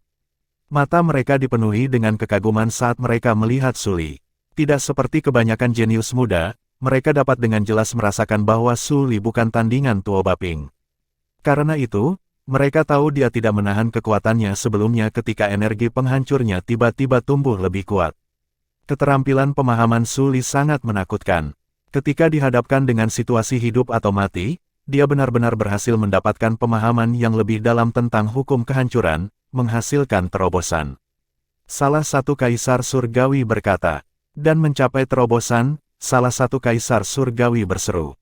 Saya mendengar bahwa Suli berasal dari sekte pedang seribu kesengsaraan di surga Kaisar Langit. Siapa yang tahu bahwa bakat mengerikan seperti itu akan muncul setelah kejeniusan itu? Aku ingin tahu apakah Kaisar Surgawi dari Kaisar Langit-Langit dapat menanganinya, kata Kaisar Surgawi lainnya sambil menghela nafas sambil melirik Yu Haotian, Kaisar Langit-Langit. Kaisar Surga, di masa lalu, Sekte Pedang Seribu Kesengsaraan tingkat surga memiliki seorang jenius yang cukup kuat untuk menantang Yu Haotian. Sangat disayangkan dia akhirnya dikalahkan dan binasa. Insiden itu tampaknya menjadi awal dari kejatuhan Sekte Pedang Seribu Kesengsaraan. Rumor mengatakan bahwa Kaisar Surgawi dari Kaisar Langit-Langit telah dengan sengaja menekan Sekte Pedang Seribu Kesengsaraan. Oleh karena itu, Sekte Pedang Seribu Kesengsaraan meninggalkan wilayah Kaisar Giok dan pindah ke wilayah Nando tempat mereka berkembang. Pada saat ini, Kaisar Surgawi dari Surga Kaisar Langit, Yu Haotian, duduk bersama Kaisar Surgawi dari Surga Poros Pavilion, Gongsun Suanyuan. Dia adalah murid dari Sekte Pedang Seribu Kesengsaraan. Gongsun Suanyuan bertanya. Yu Haotian mengangguk. Dia dianggap sebagai salah satu dari jenisnya dalam sejarah Sekte Pedang Seribu Kesengsaraan. Sungguh tak terduga, setelah mengalami penurunan selama bertahun-tahun, Sekte Pedang Seribu Kesengsaraan berhasil menghasilkan bakat yang luar biasa. Apakah kamu merasakan tekanan? Gongsun Suanyuan bertanya dengan senyum di wajahnya. Jenius dari Sekte Pedang Seribu Kesengsaraan itu telah menyebabkan beberapa kerusakan pada Anda di masa lalu. Meskipun Anda akhirnya membunuhnya, Anda masih perlu beberapa ratus tahun untuk sepenuhnya pulih dari cedera. Dia berurusan denganmu. Tidak ada yang tahu tentang masalah ini sejelas Gongsun Suanyuan. Pedang jenius surgawi dari Sekte Pedang Seribu Kesengsaraan berimbang dengan Yu Haotian selama pertempuran mereka yang menghancurkan bumi. Pada akhirnya, Yu Haotian berhasil mengalahkannya dan membunuhnya dengan selisih tipis. Sebenarnya, Yu Haotian tidak bermaksud untuk membunuhnya, tetapi pada saat kritis itu, banyak hal di luar kendalinya. Jika Yu Haotian tidak mendapatkan sedikit keunggulan pada saat itu, dia akan menjadi orang yang mati. Karena cedera parah, Yu Haotian berkultivasi tertutup selama beberapa ratus tahun untuk pulih. Selama dia pergi, keponakannya, Yang Jian, Kaisar Langit Bermata Tiga, telah menggunakan namanya dan memerintahkan Kaisar Surgawi bergelar di Istana Surgawi Kaisar Langit-Langit untuk menyerang Sekte Pedang Seribu Kesengsaraan, memaksa Sekte Pedang Seribu Kesengsaraan untuk melarikan diri dari wilayah Kaisar Giok dan pindah ke nan wilayah Dou. Karena Yang Jian telah bertindak atas nama Yu Haotian, Yang Jian tidak berani berlebihan. Namun demikian, dia masih dihukum oleh Yu Haotian ketika Yu Haotian muncul dari kultivasi tertutup. Pada saat itu, Yu Haotian telah merencanakan untuk mengundang Sekte Pedang Seribu Kesengsaraan kembali ke wilayah Kaisar Giok karena dia memperlakukan jenius itu sebagai orang kepercayaannya. Namun, ketika dia pergi ke Sekte Pedang Seribu Kesengsaraan dan menemukan bahwa mereka tampaknya semakin berkembang setelah meninggalkan wilayah Kaisar Giok, dia memutuskan yang terbaik adalah meninggalkan mereka sendirian dan pergi tanpa sepatah kata pun. Meskipun desas-desus tersebar luas tentang dia yang menekan Sekte Pedang Seribu Kesengsaraan, dia tidak repot-repot menjelaskan dirinya sendiri. Akhirnya, tampaknya ada harapan bagi mereka. Yu Haotian mengangguk. Si kembar fraternal dari keturunan Ganjiang dan keturunan Mosie dari Sekte Pedang Seribu Kesengsaraan mungkin bisa melawanku jika mereka berhasil tumbuh lebih kuat sebelum aku mencapai keilahian. Namun, mereka tidak akan bisa banyak menekan saya. Suli, di sisi lain, adalah cerita yang berbeda. Dia mengingatkanku pada orang itu. Mungkin, hanya masalah waktu sebelum dia mengejarku. Berdasarkan kata-katanya, Yu Haotian jelas sangat memikirkan Suli. Saya khawatir dia akan mencoba untuk membalas Sekte Pedang Seribu Kesengsaraan dan melengsarkan Anda, kata Gongsun Suanyuan sambil tersenyum. Saya tidak punya apa-apa untuk dikatakan jika dia benar-benar mampu melakukan itu. Yu Haotian berkata dengan tulus dengan senyum di wajahnya. Di sisi lain, keterampilan pemahamannya tidak buruk. Feng Qing yang tersenyum ketika dia melihat penghancuran hukum Suli telah meningkat ke tingkat lain setelah terobosannya.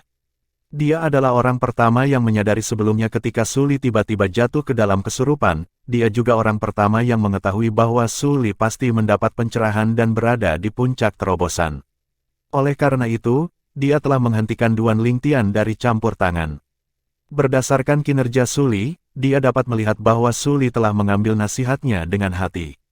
Kalau tidak, Suli tidak mungkin berhasil menggabungkan dua kedalaman dari hukum kehancuran pada saat yang genting seperti itu. Selain itu, metode peleburan yang digunakan Suli adalah metode yang dia ajarkan pada Suli. Harus dikatakan meskipun dia memberikan pengetahuannya kepada Su Li, itu semua tergantung pada Su Li untuk memahami kata-katanya dan mencapai terobosan. Terobosan ini akan memberinya kekuatan Dewa Perang Bintang 4. Dengan kekuatannya saat ini, dia seharusnya bisa masuk ke dalam 30 besar dengan mudah, pikir Feng Qing yang dalam hati. Sebagian besar jenius muda tidak menyadari bahwa Su Li memiliki terobosan dan berasumsi dia menyembunyikan kekuatannya sebelumnya. Namun, ada beberapa jenius muda yang cerdik yang tahu Su Li memiliki terobosan. Dengan pengetahuan ini, mereka tahu Su Li akan mengalahkan Tuo Baping.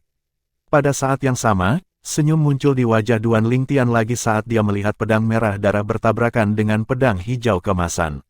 Dia berhasil menerobos. Bab 3479, Kaisar Surgawi dari murid sejati Kaisar Langit Surga. Su Li berdiri tak bergerak, dan punggungnya lurus seperti tombak. Pada saat ini, sinar pedang merah darah yang menakutkan bertabrakan dengan serangan pedang hijau kemasan Tuo Baping yang mendominasi. Kedua pedang itu bentrok satu sama lain, tampak serasi. Namun, dalam sekejap mata, sinar pedang berwarna merah darah yang bersinar seperti matahari terbenam tiba-tiba melebar. Cahayanya sangat terang sehingga pedang hijau kemasan itu tampak menyusut kembali karena ketakutan. Ark, jeritan aneh dan menyedihkan terdengar dari tengah ring pertempuran, menyebabkan rasa merinding menjalar ke punggung orang-orang. Itu suara roh pedang Tuo Baping. Tepat saat kata-kata ini jatuh, pedang emas hijau menghilang. Demikian pula, Tuo Baping telah menghilang juga dan muncul kembali di luar arena pertempuran. Ledakan, ledakan, ledakan, ledakan, ledakan. Penghalang itu bergetar hebat saat sinar pedang merah darah menghantamnya, tampak seolah-olah akan pecah kapan saja. Namun demikian, pada akhirnya, ia berhasil menahan serangan itu. Setelah melihat ini, kesadaran muncul di Duan Lingtian. Sepertinya serangan Dewa Perang Bintang 4 adalah batas yang bisa ditahan penghalang. Su Li akan bisa masuk 30 besar. Duan Lingtian sangat gembira ketika Su Li memenangkan pertandingan. Setelah terobosan Su Li, dia sekarang memiliki kekuatan yang sebanding dengan Dewa Perang Bintang 4. Terlepas dari Kaisar Surgawi dan pejabat tinggi dari cabang kuil judul, banyak jenius muda yang cerdik dapat mengatakan bahwa Su Li memiliki terobosan. Bahkan mereka yang tidak sadar sebelumnya bisa menebak apa yang terjadi sekarang. Dia baru berusia sedikit di atas 600 tahun tetapi memiliki kekuatan Dewa Perang Bintang 4. Sepertinya dia bahkan lebih berbakat daripada Duan Lingtian. Itu benar, kekuatan Duan Lingtian hanya seperti Dewa Perang Bintang 3. Meskipun Duan Lingtian telah menang sebelumnya, lawannya hanyalah Dewa Perang Bintang 2.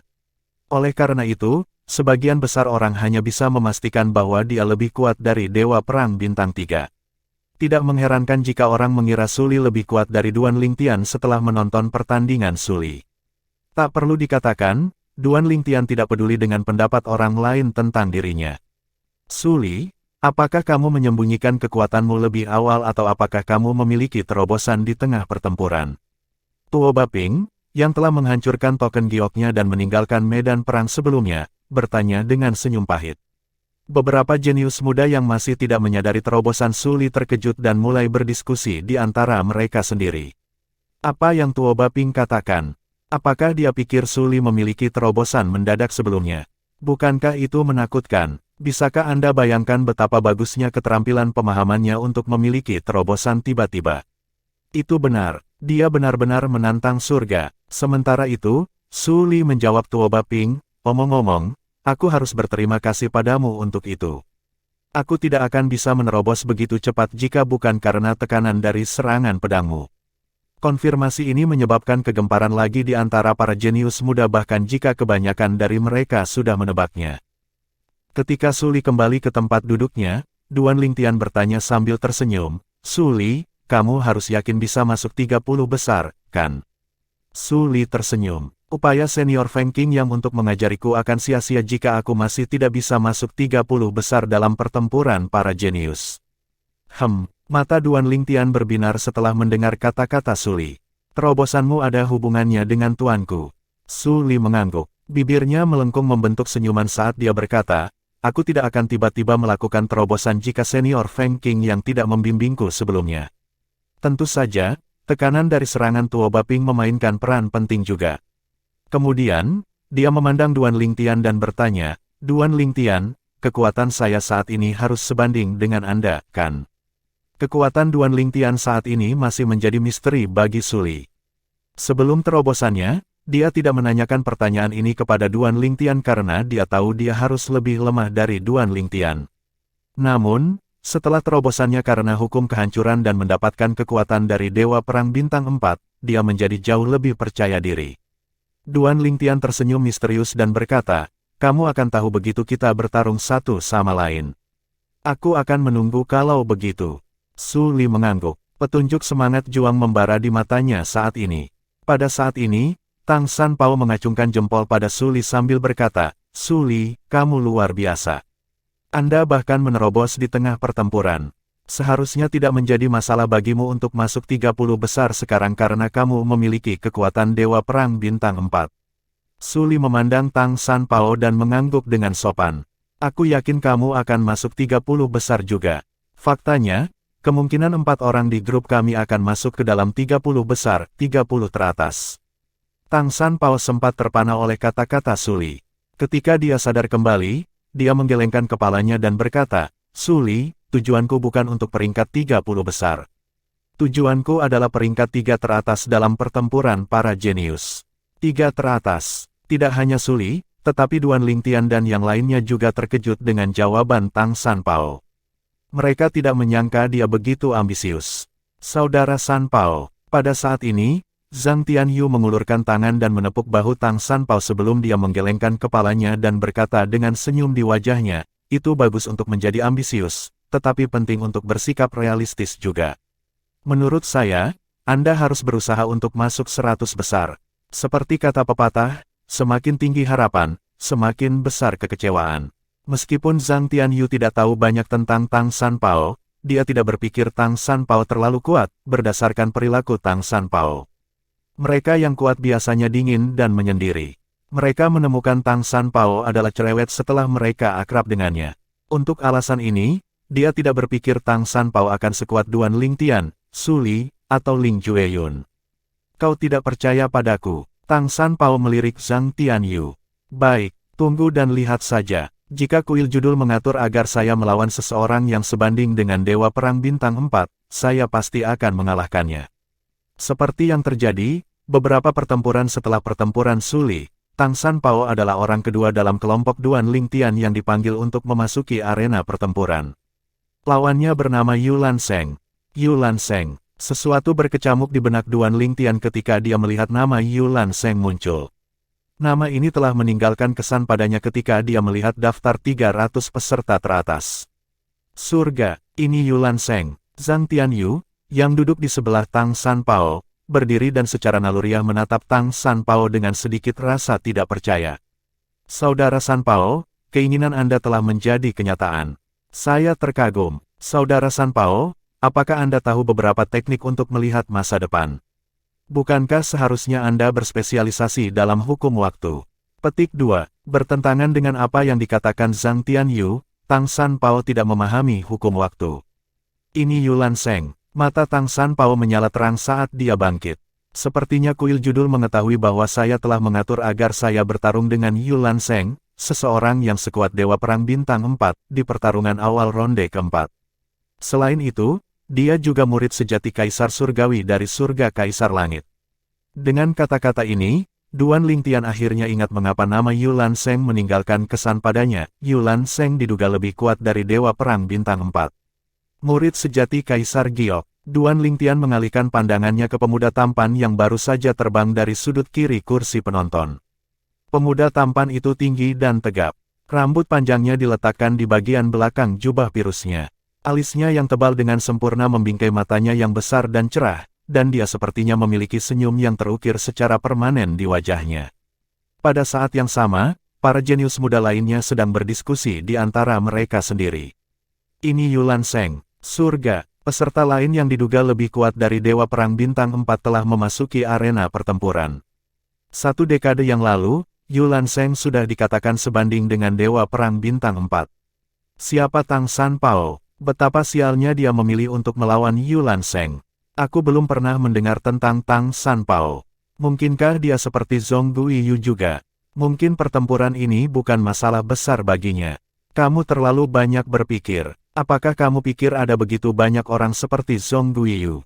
Di tengah suara-suara pesimis, Tang Sanpao tersenyum dan berkata kepada Duan Lingtian dan yang lainnya, perhatikan baik-baik.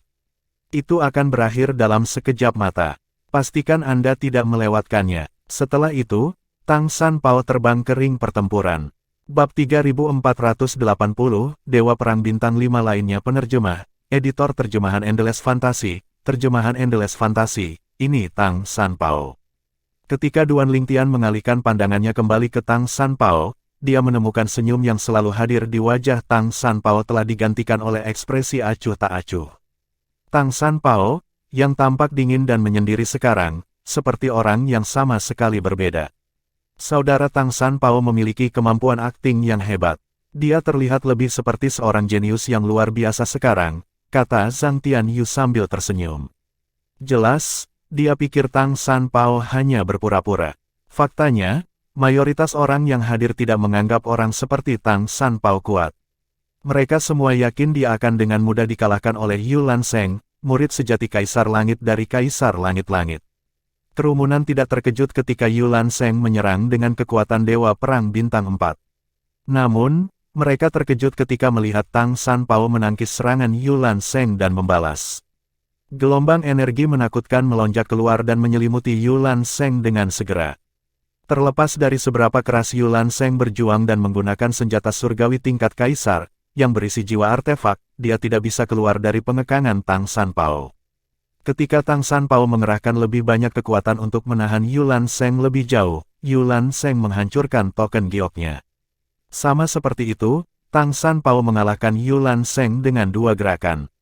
Pada saat ini, itu sesunyi kuburan di tempat pertempuran para jenius di alam Devata. Tang Sanpao memecah kesunyian terlebih dahulu. Sayang sekali. Sepertinya ini adalah sejauh mana kekuatan murid sejati Kaisar Surgawi dari surga Kaisar Langit. Sepertinya satu-satunya orang yang harus saya lawan dengan menggunakan kekuatan penuh saya adalah Duan Lingtian dan Yu Dongfang, murid sejati dari Kaisar Surgawi dari surga penghancur soliter dan surga poros pavilion. Setelah Tang Sanpao selesai berbicara, dia pindah untuk kembali ke tempat duduknya. Sebelum Tang Sanpao pergi, Yu Lanseng bertanya dengan ekspresi tak sedap dipandang di wajahnya, siapa kamu? Yu Lanseng telah mencoba yang terbaik sebelumnya, tetapi Tang Sanpao jauh lebih kuat daripada dia dikalahkan hanya dalam sekejap. Saya Tang Sanpao, saya bukan siapa-siapa, kata Tang Sanpao sambil berbalik untuk melihat Yu Lanseng dengan acuh tak acuh. Namun, begitu dia kembali ke tempat duduknya, ketidakpeduliannya langsung menghilang. Dia memandang Duan Lingtian dan yang lainnya dengan senyum kemenangan di wajahnya dan bertanya, bagaimana menurutmu? Apakah Anda terlihat dekat seperti yang saya katakan sebelumnya?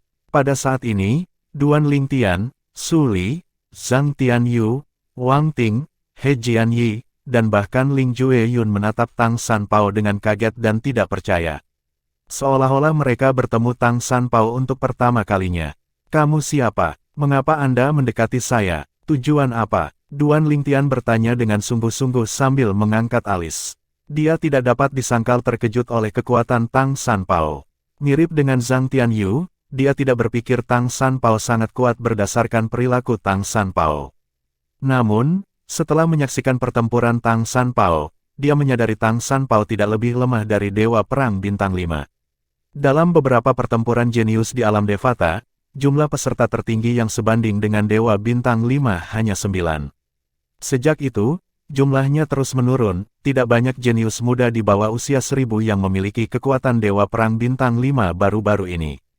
Bagaimanapun juga bukanlah hal yang mudah untuk memiliki kekuatan seperti itu di usia yang begitu muda. Karena alasan ini, Duan Lingtian mau tidak mau harus waspada terhadap Tang Sanpao yang telah bersahabat dengannya sejak awal. Dia bertanya-tanya apakah Tang Sanpao memiliki motif tersembunyi untuk mendekatinya. Setelah mendengar kata-kata Duan Lingtian, Su Li mengerutkan alisnya sedangkan Zhang Tianyu dan yang lainnya menatap Tang Sanpao dengan ketakutan. Benarkah Tang Sanpao menyembunyikan motif tersembunyi? Tang Sanpao berkata, sedikit bingung, tujuan apa yang akan saya miliki? Aku hanya mendekatimu agar aku bisa mengenalmu. Aku ingin mengalahkanmu selama Battle of the Geniuses jadi aku bisa menyombongkan diri pada orang tua itu. Orang tua itu, Duan Lingtian mengangkat alisnya. Dia tuanku. Tang San Pao berkata sambil tersenyum, tuanmu menderita pukulan dari orang tua itu di masa lalu. Namun, setelah tuanmu kembali dari neraka Asura, orang tua itu pergi untuk menantang tuanmu dan dipukuli sampai mati oleh tuanmu. Klon, yang bahkan bukan dari hukum utama yang dipahami tuanmu. Saya telah berada di sisi lelaki tua itu selama bertahun-tahun, tetapi ini adalah pertama kalinya saya melihatnya menderita kekalahan yang begitu menyedihkan. Karena alasan itu, tujuanku, berpartisipasi dalam Battle of the Geniuses, adalah mengalahkanmu sehingga aku bisa membual kepada orang tua itu bahwa aku mengalahkan murid sejati dari orang yang memukulinya. Setelah itu, Duan Lingtian mengirim transmisi suara ke Feng Qing yang untuk memverifikasi kata-kata Tang San Pao. Itu muridnya, Feng Qing yang cukup terkejut saat menerima pesan Duan Lingtian. Tenang saja, dia tidak berbohong. Sebelumnya, ketika dia menyerang, saya pikir gerakan Tang San Pao mirip dengan orang itu. Saya tidak berharap dia menjadi murid orang itu. Tuan, sebelum Anda memasuki neraka Asura, tuannya mengalahkan Anda. Penatua Huo memberitahu saya bahwa sebelum Anda memasuki neraka Asura, Anda sudah menjadi Dewa Perang Bintang 8, tanya Duan Lingtian dengan kaget. Tuannya adalah seorang ahli yang hidup dalam pengasingan. Dia adalah Dewa Perang Bintang 9 yang akan mencapai keilahian, kata Feng Qing Yang. Dengan ini, Duan Lingtian akhirnya mengerti mengapa tuannya dikalahkan sebelumnya. Mudah bagi Dewa Perang Bintang 9 untuk mengalahkan Dewa Perang Bintang 8. Namun, setelah Feng Qing yang mencapai ketuhanan, wajar saja jika mereka yang belum mencapai keilahian, seperti Guru Tang San Pao, bukanlah tandingan Feng Qing Yang. Tidak akan mudah bagimu untuk mengalahkanku. Duan Lingtian tersenyum tipis saat dia melihat Tang San Pao. Dia merasa lega setelah Feng Qing yang memastikan bahwa Tang San Pao benar-benar tidak memiliki niat buruk. Tang San Pao hanya ingin mengalahkannya agar dia bisa membual kepada tuannya. Sepertinya kamu setidaknya Dewa Perang Bintang 5. Mata Tang San Pao berbinar. Aku sudah menduga ini sebelumnya, tapi sekarang setelah kamu mengkonfirmasinya, aku benar-benar tidak sabar untuk bertarung denganmu. Tanpa menunggu jawaban Duan Lingtian, Tang San Pao berbalik dengan penuh semangat untuk melihat Su Kong Hai, wakil kepala kuil dari kuil judul utama, dan berteriak, "Wakil kepala kuil Su, dapatkah Anda menugaskan Duan Lingtian kepada saya untuk tugas saya, pertandingan selanjutnya? Aku tidak sabar untuk melawannya." Su Kong Hai sedikit terkejut dengan Tang San Pao. Pada akhirnya, dia hanya melirik Tang San Pao sebelum mengalihkan pandangannya, mengabaikannya. Kemudian, dia melihat para jenius muda di arena pertempuran dan berkata, "Lanjutkan." Para peserta di arena pertempuran untuk sementara berhenti bertarung karena mereka ingin menonton pertarungan Yulan Sheng. Siapa yang tahu, seperti Meng Fan Gui, Yulan Sheng juga akan dikalahkan oleh siapapun. Sekarang ada peserta lain sekuat Dewa Perang Bintang 5 yang telah muncul di Battle of the Geniuses di alam Devata. Yang paling penting, di antara peserta yang luar biasa ini, 2 di antaranya tidak diketahui asal-usulnya. Betapa sombongnya, beraninya dia mengabaikanku. Begitu aku mencapai keilahian, aku pasti akan pergi ke kuil judul untuk menghajarnya. Tang San Pao berkata dengan marah sambil menatap punggung Su Kong Hai. Terlepas dari kenyataan bahwa ada 4 pertempuran yang sedang berlangsung, perhatian orang banyak sekarang terfokus pada Tang San Pao. Mereka tertarik dengan karakter misterius yang mirip dengan Zhong Guiyu ini. Ada begitu banyak orang yang mencoba memburuku. Saya ingin tahu apakah saya harus memberitahu orang tua itu tentang mereka ketika saya kembali sehingga dia dapat menantang mereka untuk berduel. Tang San Pao bergumam pada dirinya sendiri saat dia meletakkan dagunya di tangannya, melirik kelompok kaisar surgawi dan petinggi dari cabang kuil judul. Sudut mulut Duan Lingtian berkedut saat mendengar kata-kata Tang San Pao. Dia merasa sedikit geli dan tak berdaya memikirkan bagaimana Tang San Pao menginginkan tuannya, Dewa Perang Bintang 9, untuk memukuli kaisar surgawi dan petinggi dari cabang kuil judul. Secara alami, berdasarkan kata-kata Tang San Pao, dia tahu beberapa kaisar surgawi dan petinggi dari cabang kuil judul pasti telah mencoba merekrut Tang San Pao. Lagi pula, bagaimana mereka bisa tahu bahwa Tuan Tang San Pao adalah Dewa Perang Bintang 9? Mereka mungkin mengira Tang San Pao adalah seorang kultivator tanpa sekte yang rendah hati. Duan Lingtian tahu mereka yang mencoba merekrut Tang San Pao belum mencapai keilahian. Bagaimanapun, Para dewa tidak akan meremehkan diri mereka sendiri untuk merekrut para dewa kecuali jika para dewa itu luar biasa. Meskipun Tang San Pao sangat kuat dan tampak agak berbakat berdasarkan usia dan kekuatannya yang sebanding dengan Dewa Perang Bintang 5, dia tidak cukup luar biasa untuk menarik perhatian para dewa. Terlebih lagi, tidak ada jaminan sekarang bahwa Tang San Pao akan dapat mencapai keilahian. Ada banyak jenius yang luar biasa ketika mereka masih muda tetapi menjadi biasa-biasa saja seiring berjalannya waktu. Di sisi lain, ada juga yang biasa-biasa saja tetapi kemudian menjadi luar biasa. Namun demikian, saat ini, tidak diragukan lagi Tang San Pao berbakat dan kuat untuk anak seusianya. Ketika senja tiba, mereka baru setengah jalan dari putaran keempat pertempuran para jenius di alam Devata. Su Konghai berkata, pertarungan selanjutnya adalah pertandingan terakhir hari ini. Yang belum dipanggil akan dilanjutkan besok. Ada kemungkinan putaran keempat bahkan akan diperpanjang hingga lusa. Setelah dia selesai berbicara, 10 nama dari mereka yang akan berpartisipasi dalam pertandingan final hari itu muncul. Salah satu nama segera menarik perhatian semua orang, Duan Lingtian.